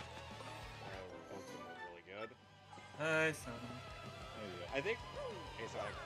So, and I think one of my favorite, one of my favorite battles from Johnny in MK11, and was also his first one where they were making a joke on the glitch that could happen where Johnny Cage punches your head off not once but 3 times. Cut. Again, deadly uppercut. Take 2. Action. Cut. Who hired this guy? What the fuck? Uppercut. Take 19. Action. I forget which one of us suggested Johnny for the Injustice roster for the Mortal Kombat pick. I think that might have been me. I think it was you. Yeah, it had to be me. Because I'm like, Johnny would kind of fit in with the Injustice character. or is though on the more light-hearted side. Yeah. I have to jokingly call Johnny Cage the nickname that Maximilian Un Company gave him, which was Yonikage. Oh God! Oh yeah. Fell off the fucking side of the thing. Also, Yeah. I guess I decided to be weird again, and I recently finished Brilliant Diamond for some unknown reason. Yeah, I know. Why would you inflict know. such a cruel and unusual punishment onto yourself? You I poor don't soul. know. I mean, if I wanted to play Diamond and Pearl, I would just play Plat. I have it on DS. Yeah, I have it on DS. I also have the ability to emulate the game. Yeah. So now we've gotten to I don't know. near the end of the It was Palace for of one. Shadows, and Now we're in the Red Room. that's odd. Almost nobody is here. I wonder what's going on. So yeah, back to my thing. I think what the reason was for one reason, the Cynthia boss fight. I don't know what it was, but I think the Cynthia fight's actually weirdly harder than Brilliant Diamond Pearl for some reason. Yeah, I was gonna say it is weirdly more difficult. Until I actually I feel like it's up. I feel like it's based off of the original Old Diamond and Pearl, which had Cynthia as Pokemon leveled up more than it is in Platinum.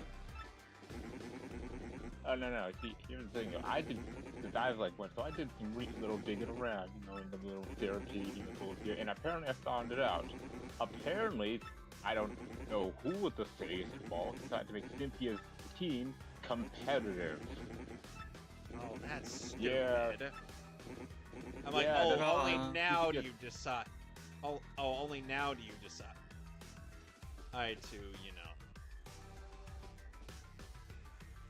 Only now. Yeah, apparently Cynthia's Garchomp has perfect IVs. Oh shit. It's got Sword Dance, Poison Jab to deal with Fairy type. It's like I literally lost with Cynthia 3 times despite having all the buffs and all. What? And I was like, damn, Cynthia's got hands. Yep. And now we get into the boss fight with Rotus. There wasn't really much to discuss with the other two boss fights we had in this dungeon, which were literally just a stomp. Yeah, just Bones. It was both tail, but now purple, and Siren, but now Shadow, Mario. Yeah, now toothless. Yeah. So, first off, we gotta scan the Grotus X's, which do the exact same thing that the mini yucks do. But yeah, which got me on this weird topic.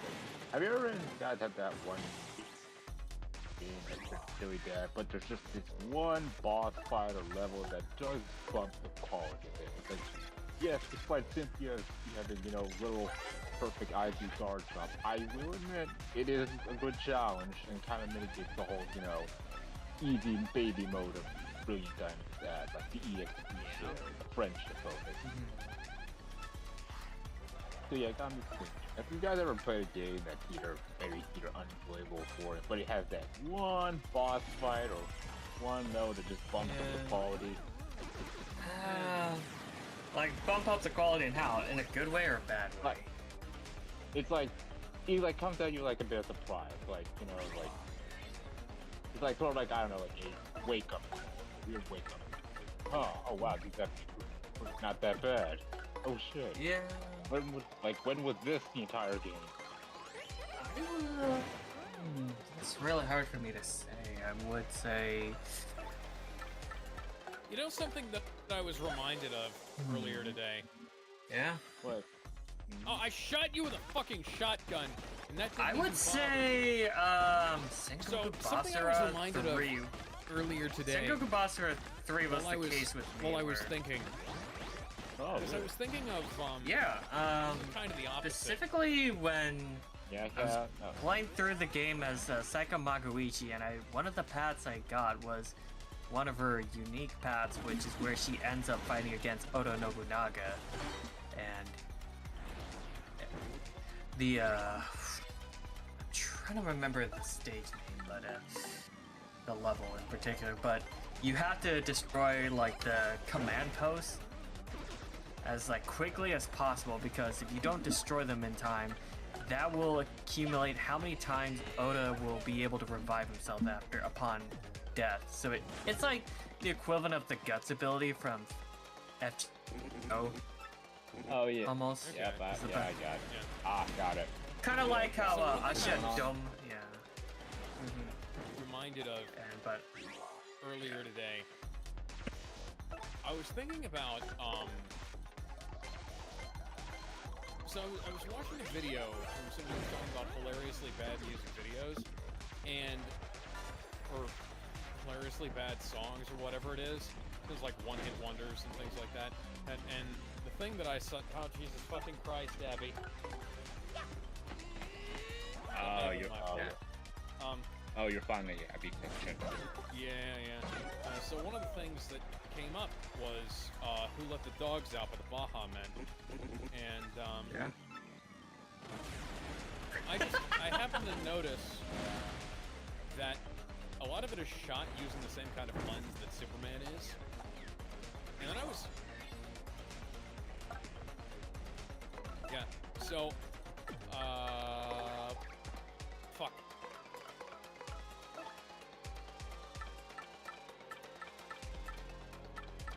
Huh. But yeah. Repeated shots to the Yeah. leg, kill a man somehow. You know, I really should Anyways. try one of the extended possible games. Uh, Like I have. I would say, yeah. The last, Yeah. I was thinking about. For some reason, I was yeah. talking to my dad on the way home today, and I was because we went out to go get some stuff and then came back after I came home from work, and for whatever reason, Battlefield Earth came up, and I was thinking, it was like, oh man, because we were oh yeah, that was the thing about oh god damn it. There's the thing about how the Metley Crew Gmail account has been getting I have a a Gmail bunch of account. spam messages. Yeah. Well, it's the one that's attached to the YouTube channel. Yeah. Okay. Has been getting a lot of spam messages lately. Oh, you too. Yeah. And so one of the ones that came through was from the Church of Scientology for some reason. Oh yeah, that post. And- I saw that, and I'm like, Yeah, what the that. fuck? Yeah, and that was why Battlefield Earth came up, because I was talking about that, and I was like, I don't want to know what the followers of a mediocre at best science fiction writer have to say about anything, unless of course, you know, it's Tom Cruise talking about movies. Yeah. And so Battlefield Earth came up, and I was trying to think, it was like I haven't hardly seen any film that looks as bad as Battlefield Earth does, makes as many incorrect choices as Battlefield Earth does. And I thought, wait a fucking second, yes I do. Superman.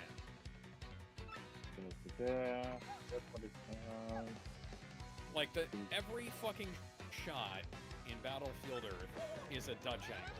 Every fucking shot in Superman is a ultra wide shot, fisheye lens shot, something like that. Yeah, I guess I could see that. I didn't notice something And about that. And that was what I was thinking. And then, like last night, I saw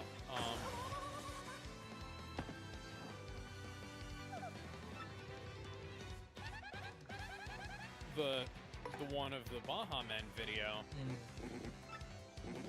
and I was thinking, Oh yeah, right about away, bro. that.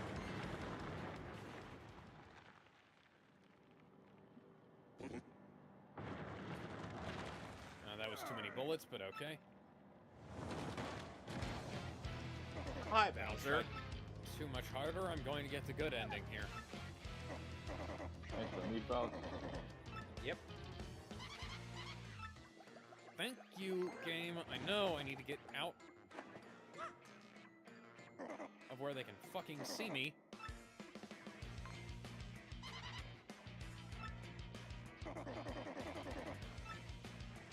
But that just blew my mind when I realized that the last time I've seen a movie that has as much wrong with it in terms of cinematography outside of Flash, obviously,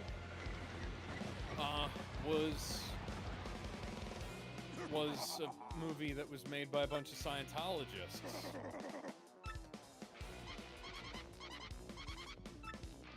Huh. Hmm. Hmm.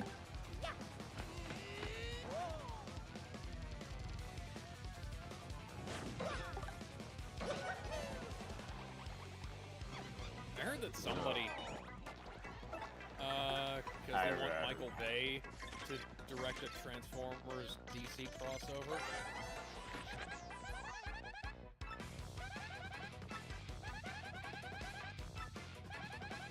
It's dumb. It is. I'd rather. What? I don't think That's not gonna happen. Warner Brothers. So Netflix. The one thing I think that Netflix would have to be monumentally dumb to bid anything except for the. Well, yes, of course they are. Say that out loud, Abby. You're gonna get caught. But, yeah. It just reminds me of, speaking of boss rush, yeah, I even had a talk with, Alan Lee, who, surprisingly enough, knows about Sengoku boss rush and is a pretty big fan of this, is a fan of the series as well. So, yeah, and it kind of saddens me with the current state of Capcom, because I don't It's know if I basically want the them... Monster Hunter, Resident Evil, and Street Fighter show. Yeah, I mean, I don't think, and given Capcom currently, I kind of don't trust them. I've never trusted Yeah. Capcom. Capcom Yeah, always fuck at I least mean- one thing up. Yeah, I think I'm like... Because I mean, on top of and again, I mean, I am happy they did remember Mega Man existed for that for one moment. Yeah, and even some of the artists for Capcom at least acknowledged Sengoku Basara being a thing, so I was like, hey, good on them for at least acknowledging the series' existence. And again, I mean, at least we're getting some fans, at least we're getting something. Yeah, Time but to... honestly, if you thought about picking up maybe like the PS2 era Basara games, I would say the HD collection is not a bad pickup, but you will need to consult the game facts, because that's how I had to figure out the some of the translations, the menu equipment, and all that stuff. Oh, one of those. Yeah. Oh yeah, and the same can sort of be said for 3 Utage, the expansion to Basara 3. As far as I know with Force Sumeragi, I will probably plug this, but yes, there is a fan translation project for Force Sumeragi that's in the midst of being translated. It's not fully complete yet, but it's they're still working on it as we speak. As I checked anyways. Well, I mean, leave it to the fans to translate things the company won't do. Yep. Have Oh, a yeah. bit extra. Oh yeah. Yep. And even despite my attempts to at least try to, you know, show my love for the series, I even had to talk to Johnny Young Bosch, Patrick Seitz, and Redap Card. Like, if they were given the chance to come back to play their characters for like Force Sumeragi or another Basara game, they certainly said they would come back to reprise them in a heartbeat if given the chance. Yes, whether or not Capcom says yes to that. Yeah. Because, Epcar, to be honest, like, he did enjoy it, playing Kanbei. The unluckiest man. Why me? The cabbage guy. That hurt. No, that's, Hideaki, played by Tony Oliver. I meant like someone who just. Funnily bad enough, things happen to don't them. forget Oh, there's happen. another character voiced by Tony Oliver who is the unluckiest son of a bitch ever imagined. I would say there was the one character, the only character It's that comes to mind Lancer? who's the unlucky. Yeah, Yeah, oh, him, yeah. Oh yeah. Cuckoo The Kenny of the Fateverse. Oh god. Oh my fucking damn god! it. Oh my god! Oh my Big god, Go it's even- Cuckoo Lane! It's a bitch even bigger than Abby is. You bastards! Oh, you at the Rat King fight? Oh. Cuckoo Oh, Lane, this the is biggest... establishing Abby's tendency to bite people's. Ah, Might as yes. well call What her is- Abby Tyson at this point. Yeah, I was 'cause gonna say, she just bit the girl's ear off. Ah, yes. Lancer Somehow- Cuckoo Lane, the biggest somehow punching a bag in blow to the Carnival head. Phantasm. Really, in Blow general, to the head will really. kill Even Joel outside Miller. of Oh, it. yeah. Abigail Oh, yeah. Anderson. And yet somehow he keeps coming Abigail back. Anderson in is each state not going to go down. Or get 4 the months award in earlier. California Jesus fucking sometimes. Christ. Oh, yeah. Also need to refinish Samurai Remnant. I already have all the DLC there. Abby better not Finish be. the game. Abby better not Also, be I guess super going back on fucking that skinny whole 4 months topic ago. of, you know, one boss fight or one low that could save a game. The Rat King in Last of Us 2. I'll give it Last of Us 2 there. The Rat King was pretty awesome.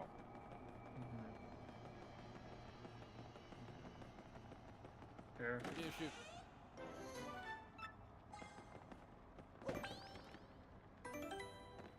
Alright, now let's go and face the Shadow Queen. Yeah.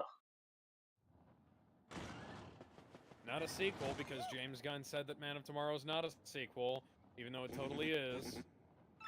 Having a fire indoors, that's definitely a good idea, guys.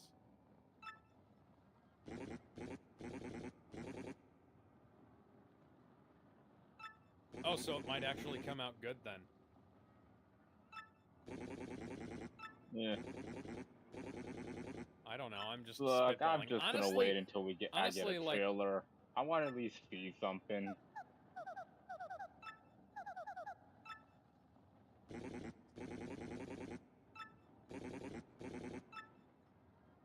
Oh, it's No. like right before that film's supposed to come out, isn't it?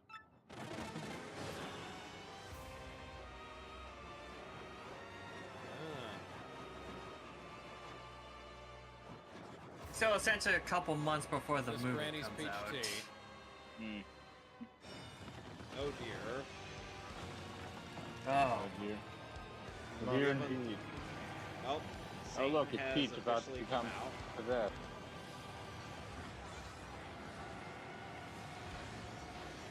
Oh yeah, this the way it's interesting how they kind of have a shot of the Shadow Queen just popping out from like a somewhat flat angle, all to then looking more dynamic. Ooh. the Honestly, it's hands kind of I represent kind of the look how shadows. unnerving she is. Yeah. Dynamic, dynamic. I can go either way. One of the few advantages of being paper in this game. Look at look Oh, at yes. how the world isn't just being enveloped by darkness; it's the shadow hands that are enveloping the world. Darkness, darkness, Yeah. Darkness, Darkness. impersonate me, all that I see, absolute horror. I don't know the words.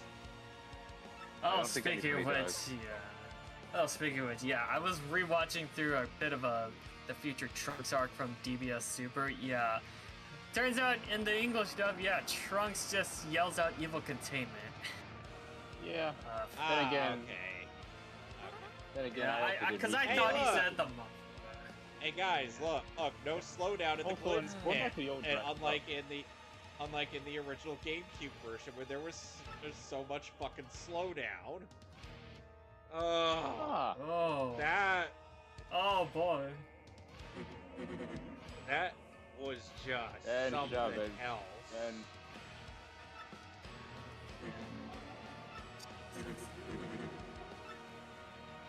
Where is nobody this? cares, man. Yeah. It's been years. Yeah. Get I over need to it. get around to finishing I that initially thing. skipped the sequel here because it's a bad game too, and yet I'm playing it. Sadly, I don't. But I think Yeah. the last one 2 is a bad game. Yeah. I don't know. If I'm thinking about trying out Final Fantasy VII, not through the remake, but I'll probably opt for the OG Yeah, go for the OG. I mean, FF7. translation's a bit Yeah. wonky in the OG, but it's still great. But At least through it's the a power finished of modding, game. we can make that mod. Yeah, I'd rather. But, I'm not buying the remake yeah. until the full game's finished. Yeah, I'm probably gonna opt for the mods to mod the game. Muted. Yeah. I mean, Yeah, they yeah, should have we just know it's- called it. They should have just called it like Final Fantasy VII, an alternative version or something like that. Or- It's to get- FF7 it's like- alternative. It's like how Metal Gear Solid 2 when they showcased Snake said only for I know it was Raiden. It's like one of those Hey, things Otacon. where they pretend it's a remake and I then just got off the halfway phone. really I realize, just got oh, off the the phone pride. with Like, Kojima. He said he wanted to take this game in a different direction. the pride. It's I not just a remake. will refer to the. In fact, a kind of funny thing. Speaking of not remakes, it's a that are great- not gonna be a remake. yeah, See- Final Fantasy. or sequel. See, if Gizmo Well, were here, I there's would Final still Fantasy ask VII him remake, if he... Final Fantasy VII Rebirth, and I don't know what the last Final Fantasy VII. Guys, It's called Rebirth. guys, you want to know? Oh, what? Yeah, I think it was Rebirth. You want to know what's sad? If Gizmo were here, or we would have to ask him, would you? In regards to, ooh, Shadow Queen possessed Peach. The answer is yes. Might as well just call Maybe. the. Maybe. She still made a paper. Yes. Why do they what? Damn it. Because Final Fantasy. Dang Yeah, it, you Final had to Fantasy pass. VII. Yeah, I Final might- Fantasy I'll VII just call it- Returns, Final Fantasy VII Rebirth, Final Fantasy VII. And then the last one could have been called Remake. I don't fucking know. They just. Might as well be called FF7 alternative. Mario's mind has officially been Or blown, another guys. then again, I mean, then again. Guys. You know what they Pikachu- You know what Surprise they should have done? They Pikachu. should have remade Mario it with the Yeah, I sup- see the face. Surprise I Pikachu love- face moment. They should have. Oh, They should have right. made, I guess made speaking Super of Mario, remakes, fair enough. Super Mario RPG, Final Fantasy VII with Luigi as Cloud Strife, with Mario as Zack Fair. You're missing. Or You're not doing the and meme right. Daisy. You gotta do featuring and Knuckles. You gotta do and Knuckles featuring Dante. Hang on, I'm not done. I was getting there. Okay, With keep going. Knuckles, listen, Knuckles can be Barrett. Fucking Dante can be the big guy in the red trench coat whose name escaped me. Oh, Vincent. Vincent, yeah. Dante can be Vincent Valentine. Then we can have like Waluigi as the head of the Shenron Corporation. No, Waluigi is Sephiroth. Waluigi has to be Sephiroth. Okay. Yeah. Now it's time to fight the Shadow.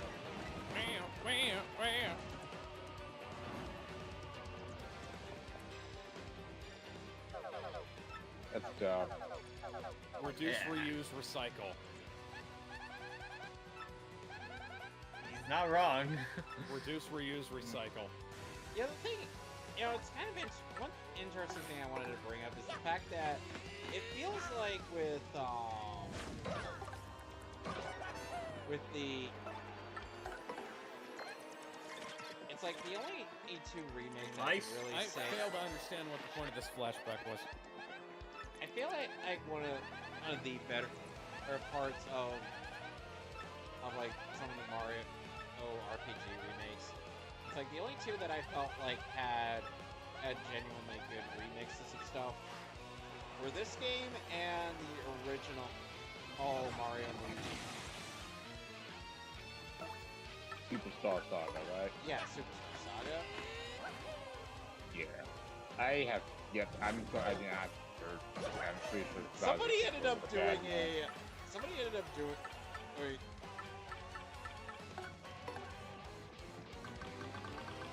Somebody ended up doing a bit where Fossil is doing the Willem Dafoe looking up game as Is that Mario. from the Lighthouse? I think? I don't know the name of the movie. Oh, Yeah. oh, we've been here before. We've been here later as Ellie. And again, I mean, we can also go on and on about why they didn't remake Partners in Time. You know, the game that needs a remake the most. Yeah, that game actually needed a remake, Nintendo. But Time was actually good. yeah, yeah. I mean, it was.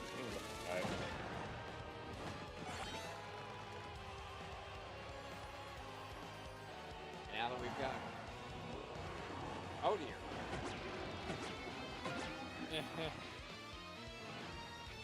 I got hit by the bad touch hands. I don't see what's the problem here. Yay. Yeah, there's literally.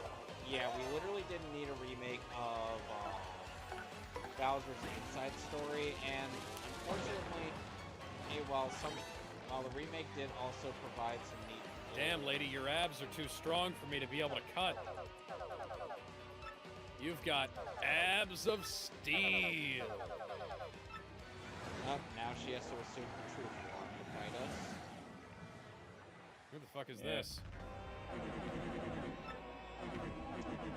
Well, we're not going to be able to win this one, folks. Yeah. No, I mean as Oh boy, I love it. As in quite I love my literally. RPG. Flipper I wings, love does that mean my RPG say me I Rip off can't her win the fight. breaking? Oh, speaking. Yeah. Flipper wings means break her let's see. elbows. Yeah, speaking of the high quality Pikachu. I just want to tell I you don't love our guys, first force it mob. requires 10 pounds of force to break a human elbow. You don't need like 5 or 6 strikes from a hammer, one will do. Yes. You gotta double tap, Dallas. Double tap. That is You're in a a zombie horrible, world. that is not how, okay. Hey, I'm You're in glad. a I'm zombie glad world. that's, You gotta double tap. I'm glad. Okay, so one, you missed Abby's femoral artery by like that much, so you could have just hurt her more. Again, and then you have like the fact that that was just a horrible triangle choke there.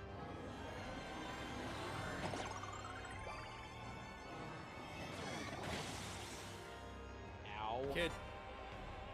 No, don't do that! Don't cut her down! Love, leave her there! Leave her there! No! No! No! No! Holy shit. You fiend!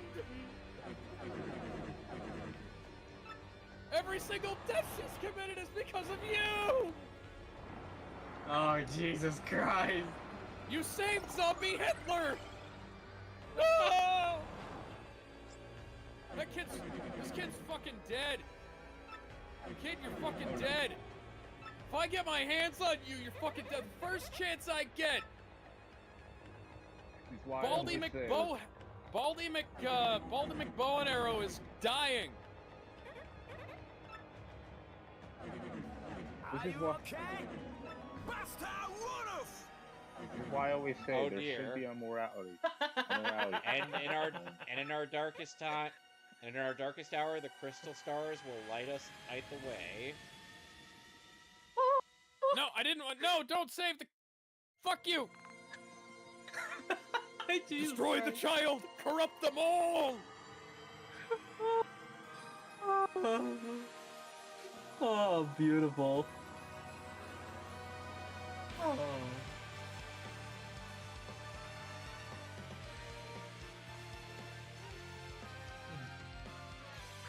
Okay. God, I love this track. Why aren't you facing the fucking enemy, Abigail?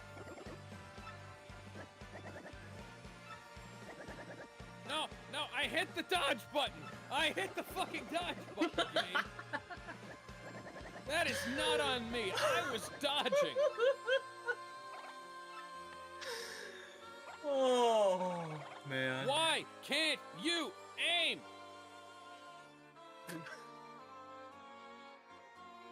Why does my hammer have infinite durability now for some reason?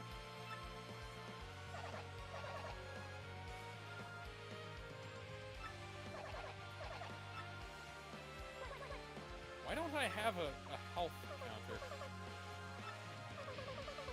God fucking damn it! I'm moving around. The game just wants me. I guess the game wants Abby to die, which is fine with me. But you know, I'd like to keep playing.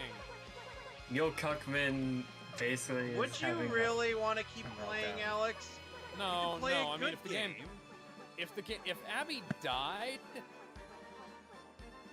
You're basically doing And what some the game- calls me Johnny the game did by just torturing rolled himself by playing credits. Sonic Genesis, the GBA Sonic oh Genesis. my god, dude, guys. So people throw shit away in the dumpster at work today, all the time, right? And today I found a bunch of Legos, some Mega Blocks, a couple of Transformers, like both were just absolutely. Thank you. I will be happy a couple to- of absolutely like Oh mutilated. god, Ben, I will be Optimus happy to Primes. share this on Instagram and spread the word. some Halo figures, and Oh. like of all things, a disc-only copy of Sonic 06 that was scratched to fuck. Oh god. Uh-huh. Really? Yeah.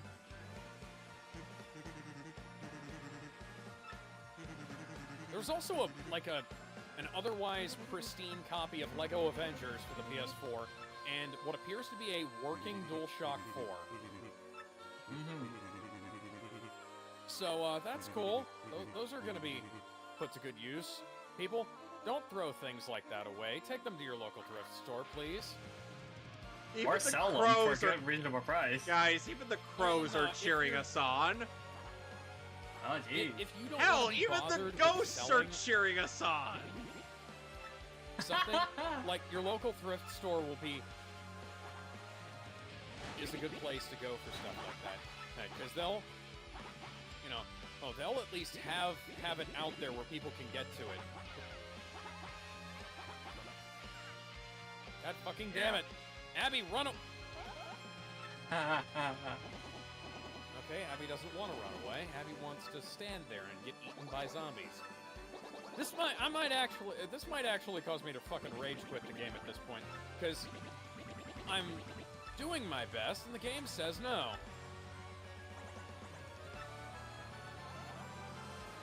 Abby, can you this is why we ought to have a lock on. This is why Ocarina of Time had a lock on, guys. You remember Ocarina of Time? Yeah. And it's only one of the greatest games ever made. But Alex, I already played the greatest game ever made on stream. Sonic 06? Fuck off. Eh. I'm talking about Twilight Princess. I'm just Still saying, have like, not played a Zelda And game. it is a good game. I'm slowly playing the This- Wii U version. this Yes. fucking, Nice. I have like, Breath this of the about- fucking Wild. Nah. atrocious. I How about- play it. Now how about that Wolf Link amiibo? You have that? Speaking of Amiibos. amiibos, did you see that the new like ultra-sized ones are like $50? Oh, Yeah. the Kirby Air Ride ones? Yeah. Press R2 when not aiming to reload.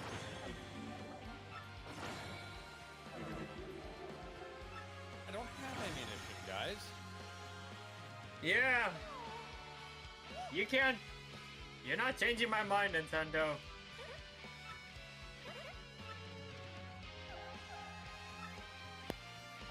It's I feel because like they were taken over. It's because Bowser took over the company. Nintendo is dead. He wants to open up Bowser Land. There's no coincidence that Nintendo started He going already downhill did as a that company in Mario when they 3D chose World. when they chose a man named Bowser to run the place.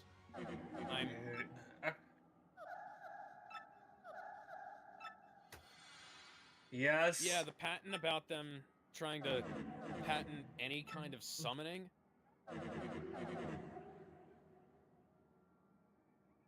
Shadow Queen has silenced Peach, and the world is urging us on to fight. Final boss time.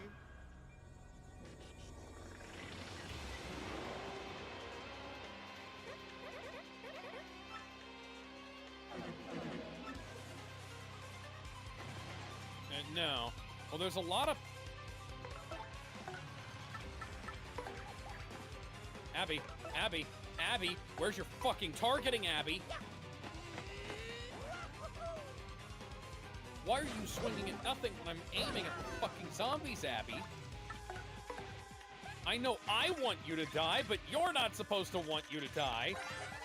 What good is the dodge mechanic if the fucking character can't stay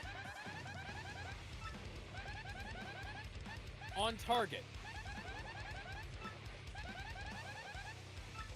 No, we got the gist of it. It's like Nintendo's being patent trolly as shit. You know what it and is, it's- man.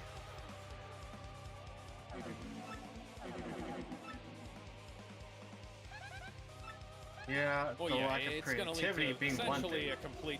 a complete destruction of the video game industry and a lack of innovation over the course of the next like 30-something years, while we wait for.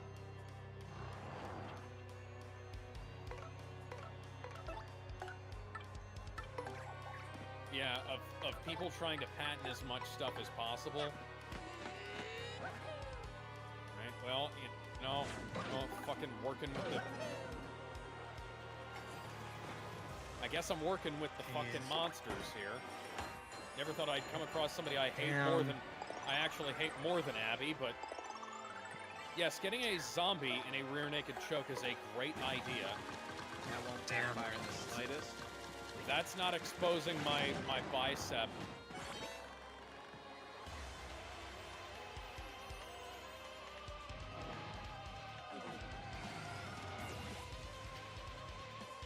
Oh dear. God damn it! Anderson, move your ass! I mean, move Jesus. that square thing you call your butt. CrossFit models. CrossFit. Say CrossFit models. Those CrossFit athletes tend to have kind of like really good bodies. Like if I was.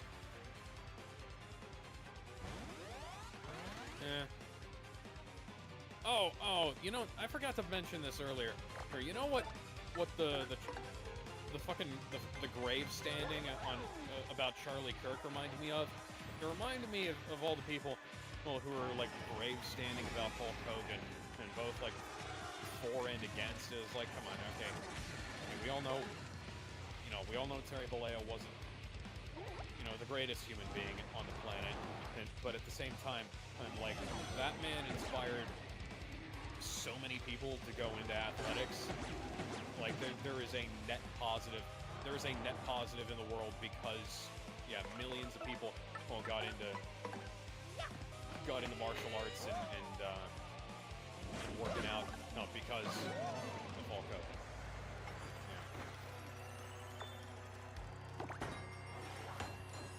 Got another Yeah. bingo. Yeah. Right. Jesus fucking Christ, guys. Get in the fucking... Oh, whatever. How are we going to be sure that they're not going to follow us? Well, the game says so.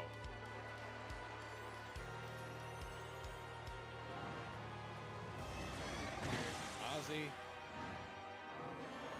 Man. Yeah. Yeah. I mean, The Japanese Here's industry not over already yet, it lost, can like, always- freaking here's lost not over 2 yet, it voice can always get actors. worse. Tomo Sakurai and Takaya Hashi. Oy. How did you guys get through here before I came along? It's just...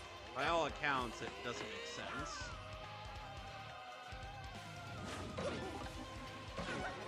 Knock, knock, open up the door, it's real. There's another giant muscle bitch here to steal. Abby hits him with the rock bottom. Where?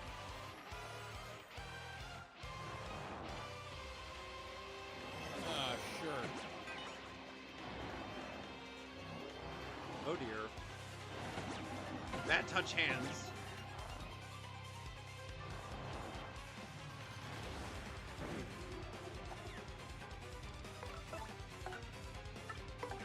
Because he wants to get in and make a bunch more money if he can, and he wants to.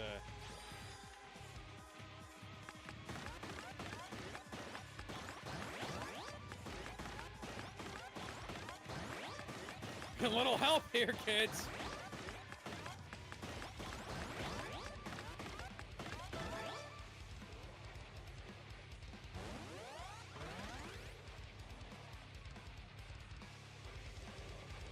Oh boy, this is gonna be good.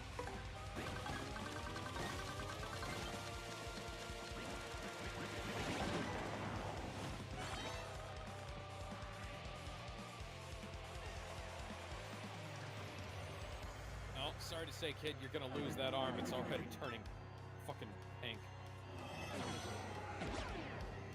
Here, get over here. I'll finish lopping it off for you.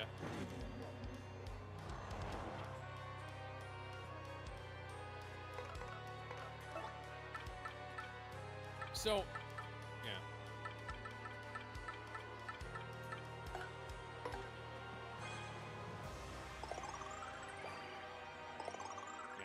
Where do you think Gunn goes after this? Because I don't know what exactly be his expectations.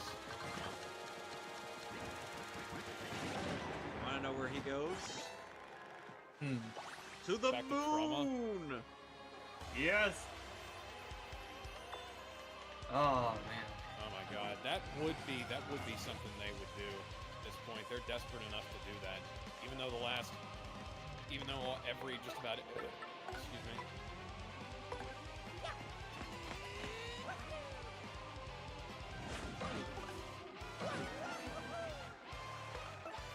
Yes, sounds about right.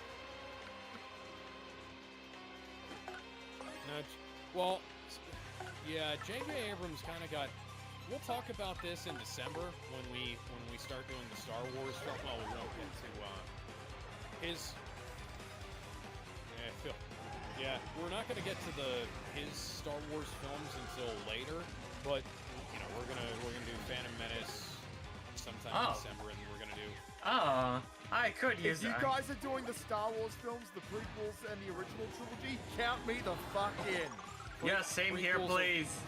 Yeah, Count prequels. me in, because I need a refresher So, on those movies. Because Dude, I love the original So, trilogy. here's I even the like plan. The prequel trilogy. the here's first the plan. 6 are the Here's- only here's what ones we're that gonna do. exist to me. Disney? Nah. Agreed. Cut that out.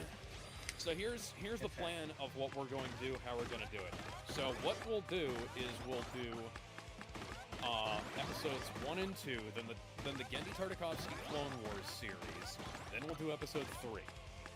Then we're going to do both seasons of Andor, then Rogue One, then the original trilogy, because the Andor Rogue One trilogy, oh, that's good. That's the best stuff Disney has put out, and it's going to I set love us up for a Rogue lot One. of.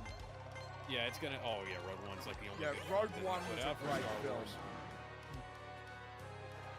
And then we're gonna do 4, 5, and 6. Then we're gonna do 7, 8, and 9.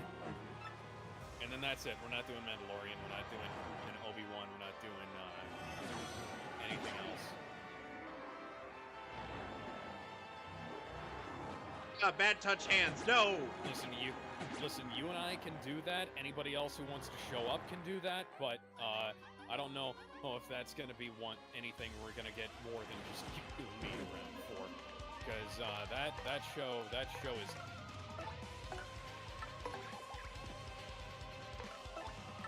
Well, yeah, if that's show. Yeah. Well, you know, that's what I'm gonna be doing for the fucking. I'm making some fan edits of the Harry Potter films for 3 through 8.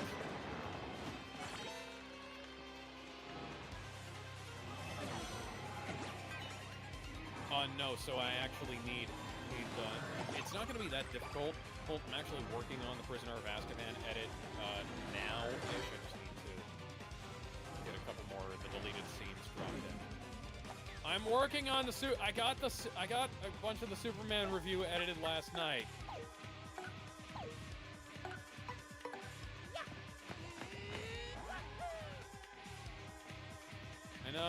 I know, but the thing is like I'd always intended to do this stuff for the Harry Potter thing, and now we're doing Harry Potter, and I just gotta get it done. The only thing I gotta do is I just gotta drop in a couple of deleted scenes. It's not that big of a deal. Ding dong, the witch is dead. Witch, old witch, the wicked witch. Ding dong, the wicked witch is dead. 200 coins. Victory! I can get try. it. And anyways, like that, we've beaten the game. Hooray! Taking drugs means that I can craft incendiary shells. No, wait.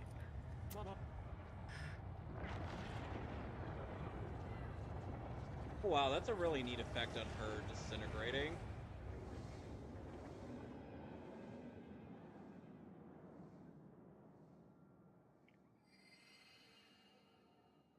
Okay. Peach is a sleepy.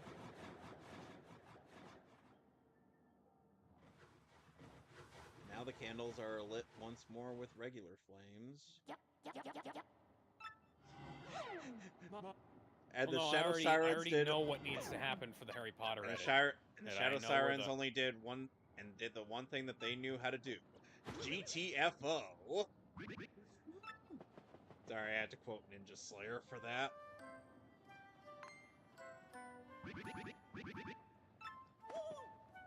Yeah, there's gonna be a doozy of an edit in Order of the Phoenix, because that one has a really, really, really, really, really, really, really, really, really, really, really, really stupid deleted scene. Oh, Alex. Uh-huh. So, you know that Demon Slayer movie that me and Alt Zero were talking about earlier in the stream before you showed up? That movie is 2.5 hours long. And okay. Yeah, on top of the fact, I would like to point out, so yeah, the next two movies, there's gonna be like a 2-year gap for the next one. Are we gonna fucking deal? Well, and I know, because I get they wanted to try to. I get they wanted to try to amp up the quality of the production values, because they did get a bit of flack during like the Swordsmith Village arc and whatnot, and given what Ufotable had been going through at the time, and you know. Ooh, I see. Yeah. Ooh. Are we gonna do anything about that kid's arm? She's probably bleeding out internally or something. No. Unfortunately, I can already see that arm swelling up from all the blood loss. So anyway, so since real life issues are gonna end up causing me and Alex to not be able to do Batman Beyond Return the Joker this coming Saturday, we have instead elected to move it to next Friday. Oh, okay. Why not this Friday, you may ask? Ask Ben. We're watching. So... What are we watching, Ben? We're watching the crazy people, the wicked people. Well, one of the Zucker Brothers films. We're watching a Zucker Brothers movie, and Red vs. Blue. I feel sorry for both of you. Well, it's a Zucker Brothers movie. They're great films. The guys who made Airplane. I feel sorry for both of you. Why? I just do. Plus, we're watching Red versus Blue, and that's great. Oh.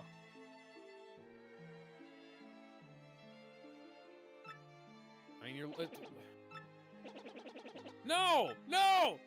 No! No, just send the one! Send the fucking one! Oh, looks like Mario, Peach, and Oh, that's fucking... Peach and Toadsworth are all leaving Rogueport. Yep. Yep, there's nothing to come back for in this game. Nothing at all. Nothing at all. Stupid sexy Flanders! No, that would be if I were saying... Sexy Flanders. No, that would be if I said, nothing at all. Nothing at all. Nothing at all. And the zombie hits me with a rock bottom even though I was in the middle of an attack.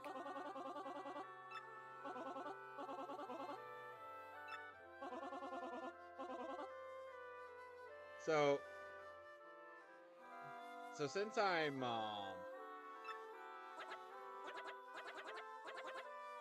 Oops.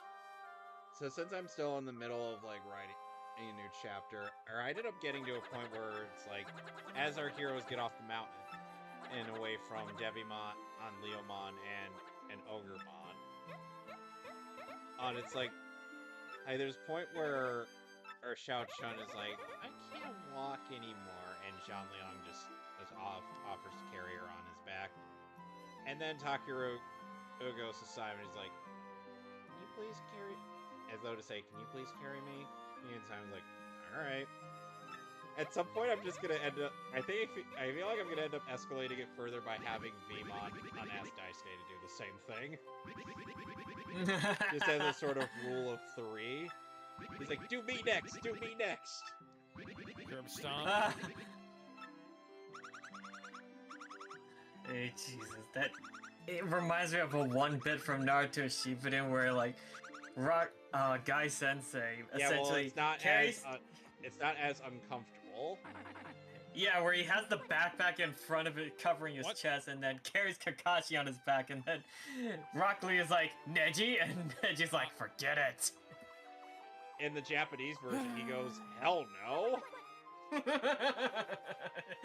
I think it also the taxi noise. I'm like, oh fucking goddamn it!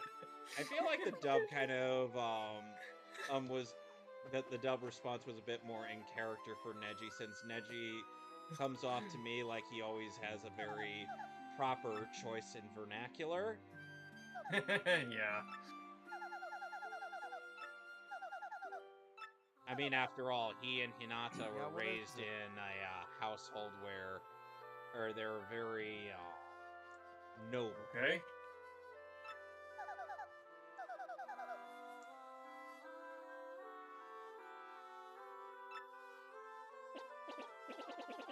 Okay.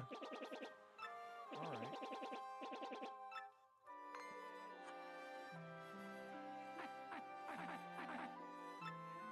Somebody ended up posting a shit post of if Naruto were to try. I didn't speak to Yuhabaha, and Yuhabaha's like, yeah, no. Why? Holy shit! Oh my goodness! Why? Because... Oh my god, King Kong 1 colorized version 2, Son of Kong, the Beast of 20,000 Fathoms, Godzilla / Gojira, them... Oh Jesus Christ. Jesus H. Christ! Oh, nice, you got DBZ Wrath of the Dragon. Yeah. Dragon Ball Z. How God funny! fucking damn it! You get locked into a finishing animation, and the other fucking. How funny in the first. How funny in the first DBZ Budokai game they actually included Rock the Dragon. By the way, yeah, there exists it was an a version... extended version too, and it was really out of place. Yeah, because they had to. It's over the Shala Head Shala. It's over the Shala Head Shala. Yeah. Shaggy Ball Z. Shaggy, rock the Shaggy Ball Z. Rock the Shaggy Scoop! Shaggy, Whoa. Shaggy, rock the Hey, Shaggy Kay. from me. My freaking friend out of nowhere is like, hey, Kay, what are these people doing here? Hey, You gang, must- what are these people doing here? There's a, I was quoting a video that I saw at first on Twitter, and then I went to look it up on YouTube. I'm like, yes, absolutely.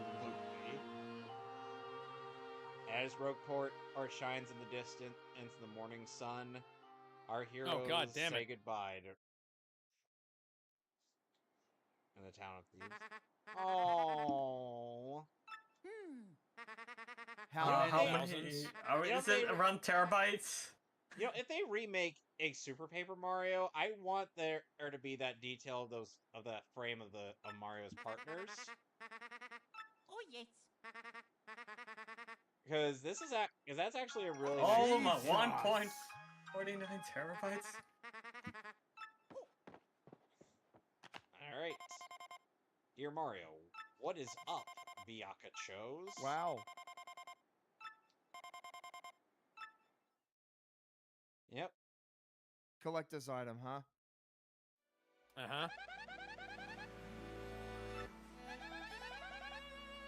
Mystery Science Theater 3000. I know.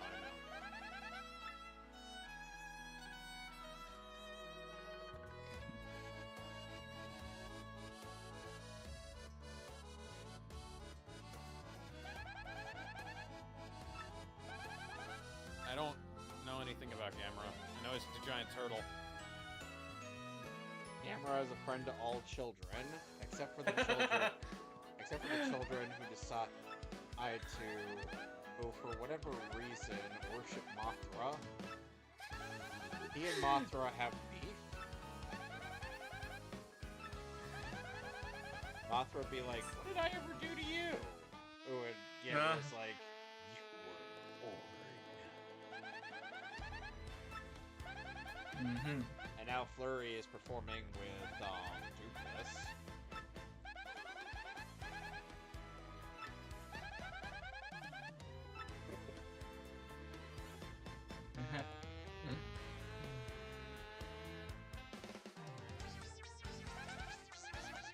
Oh, and Dino And don't do Mite. that.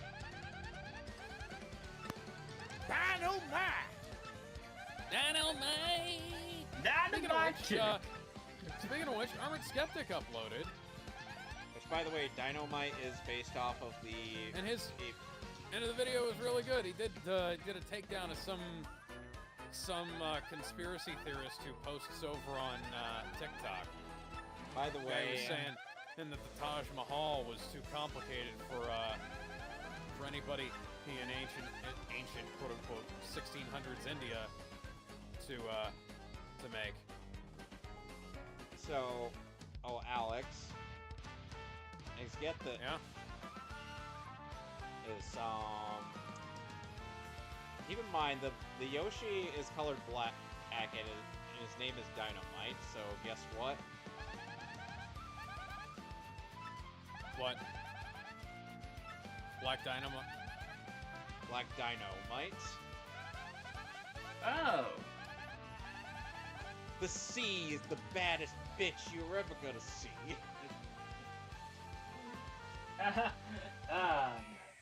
Sam Jackson in that one episode was something else.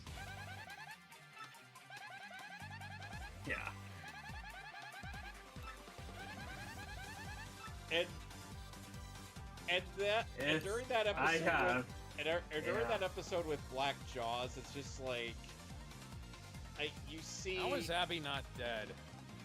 You see Black Dynamite visualizing the sea as a woman, and well, Studio Madhouse, how much were you paid to animate the image of a naked woman and as the ocean with her legs spread open?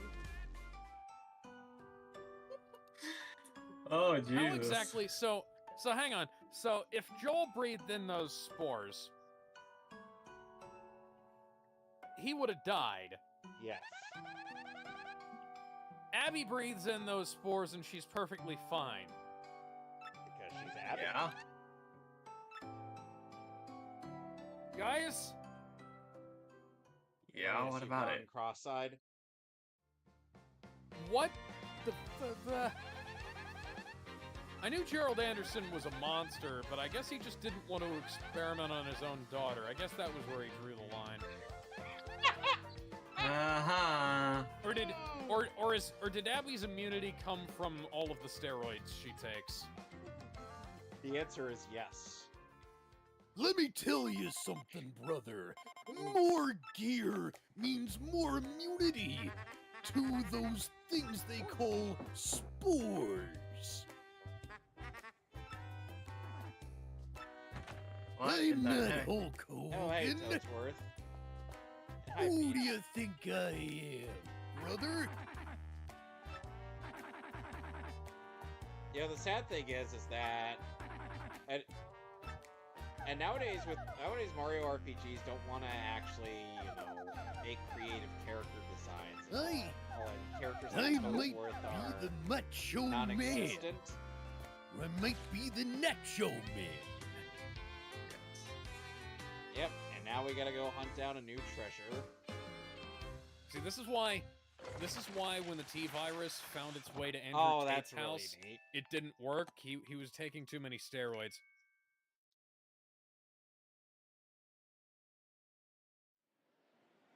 Yeah, it definitely won't destroy your heart. Now for the credits. Oh, hi, Perry Carey. We haven't really seen you all game.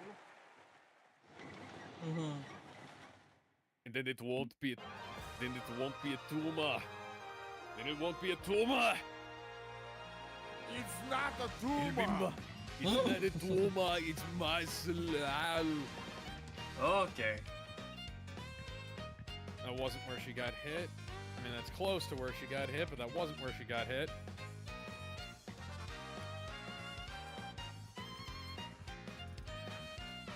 That sounds about right. Listen, brother, I'm gonna cure all the cancer of the world. I'm gonna give all the little Hulkamaniacs out there who have cancer, I'm gonna give all the Hulkamaniacs lots of steroids.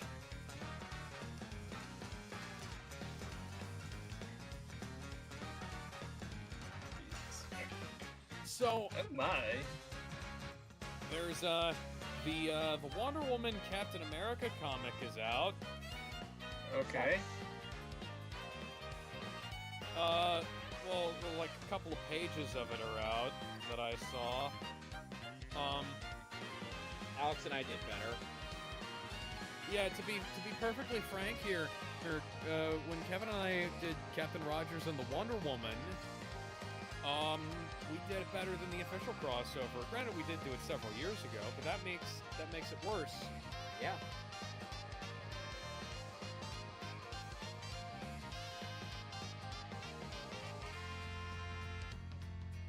Good. Yes, but at the same time, it's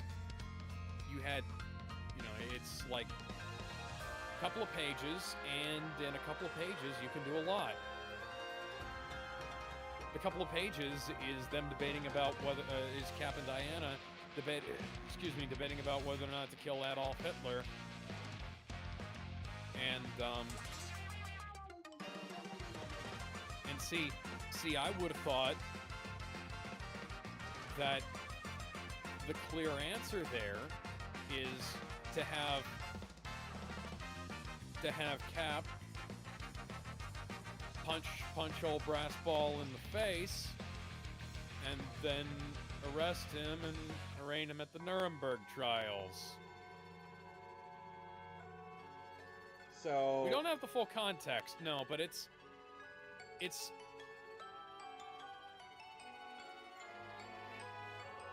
okay. So guys, there's a Batman yeah. and fan comic where Jason ends up swearing as he notices blood on his jacket, and then Bruce scolds him. He's like, Jason, and he's like, okay, I know, old man. And then he places a couple of cents inside of the Jason swear jar, and next to that swear jar is Damien's killing jar, Dick's lame joke jar and Tim's sleep less than 8 hours jar.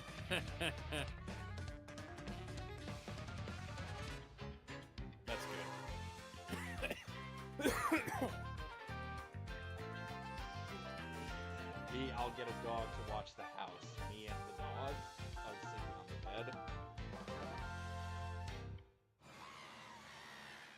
Yeah, that is fair. Snake, you landed on the wrong island. Snake, snake, and the snake and Waker. Dun dun dun dun dun dun dun dun dun. Snake tries to walk up to Ganondorf. Yeah, it's part of a greater. It's part of a bigger crossover story. Ganondorf just be like, hang on, Kevin.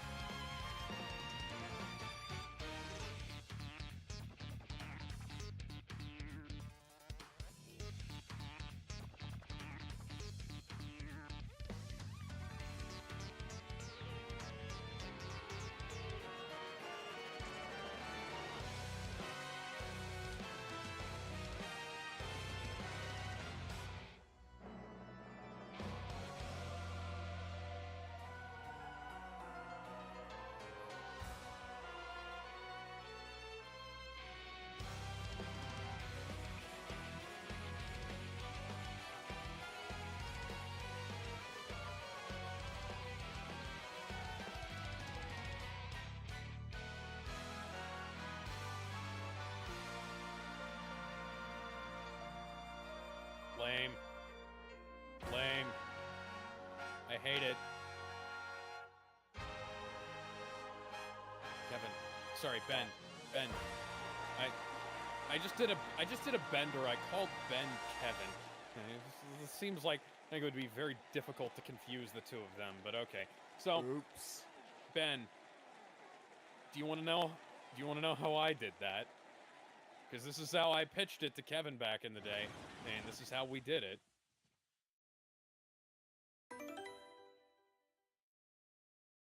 Oh, God damn it. Come on. okay.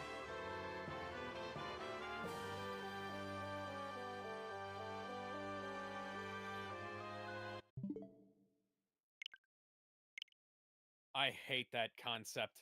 Well, Like, I think that if you're gonna do like a Wonder Woman's Captain America crossover, you kind of got to do it the way Kevin and I did it.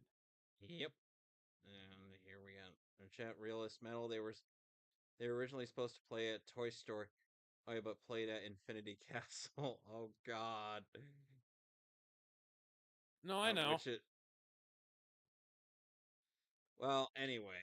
Okay, since I Yeah. finally finished Paper Mario 1000 Year Doors Remake. Well, I will see you guys next week with more Digimon World Next Order. yes. So until All then, right. I will see you guys later. See ya.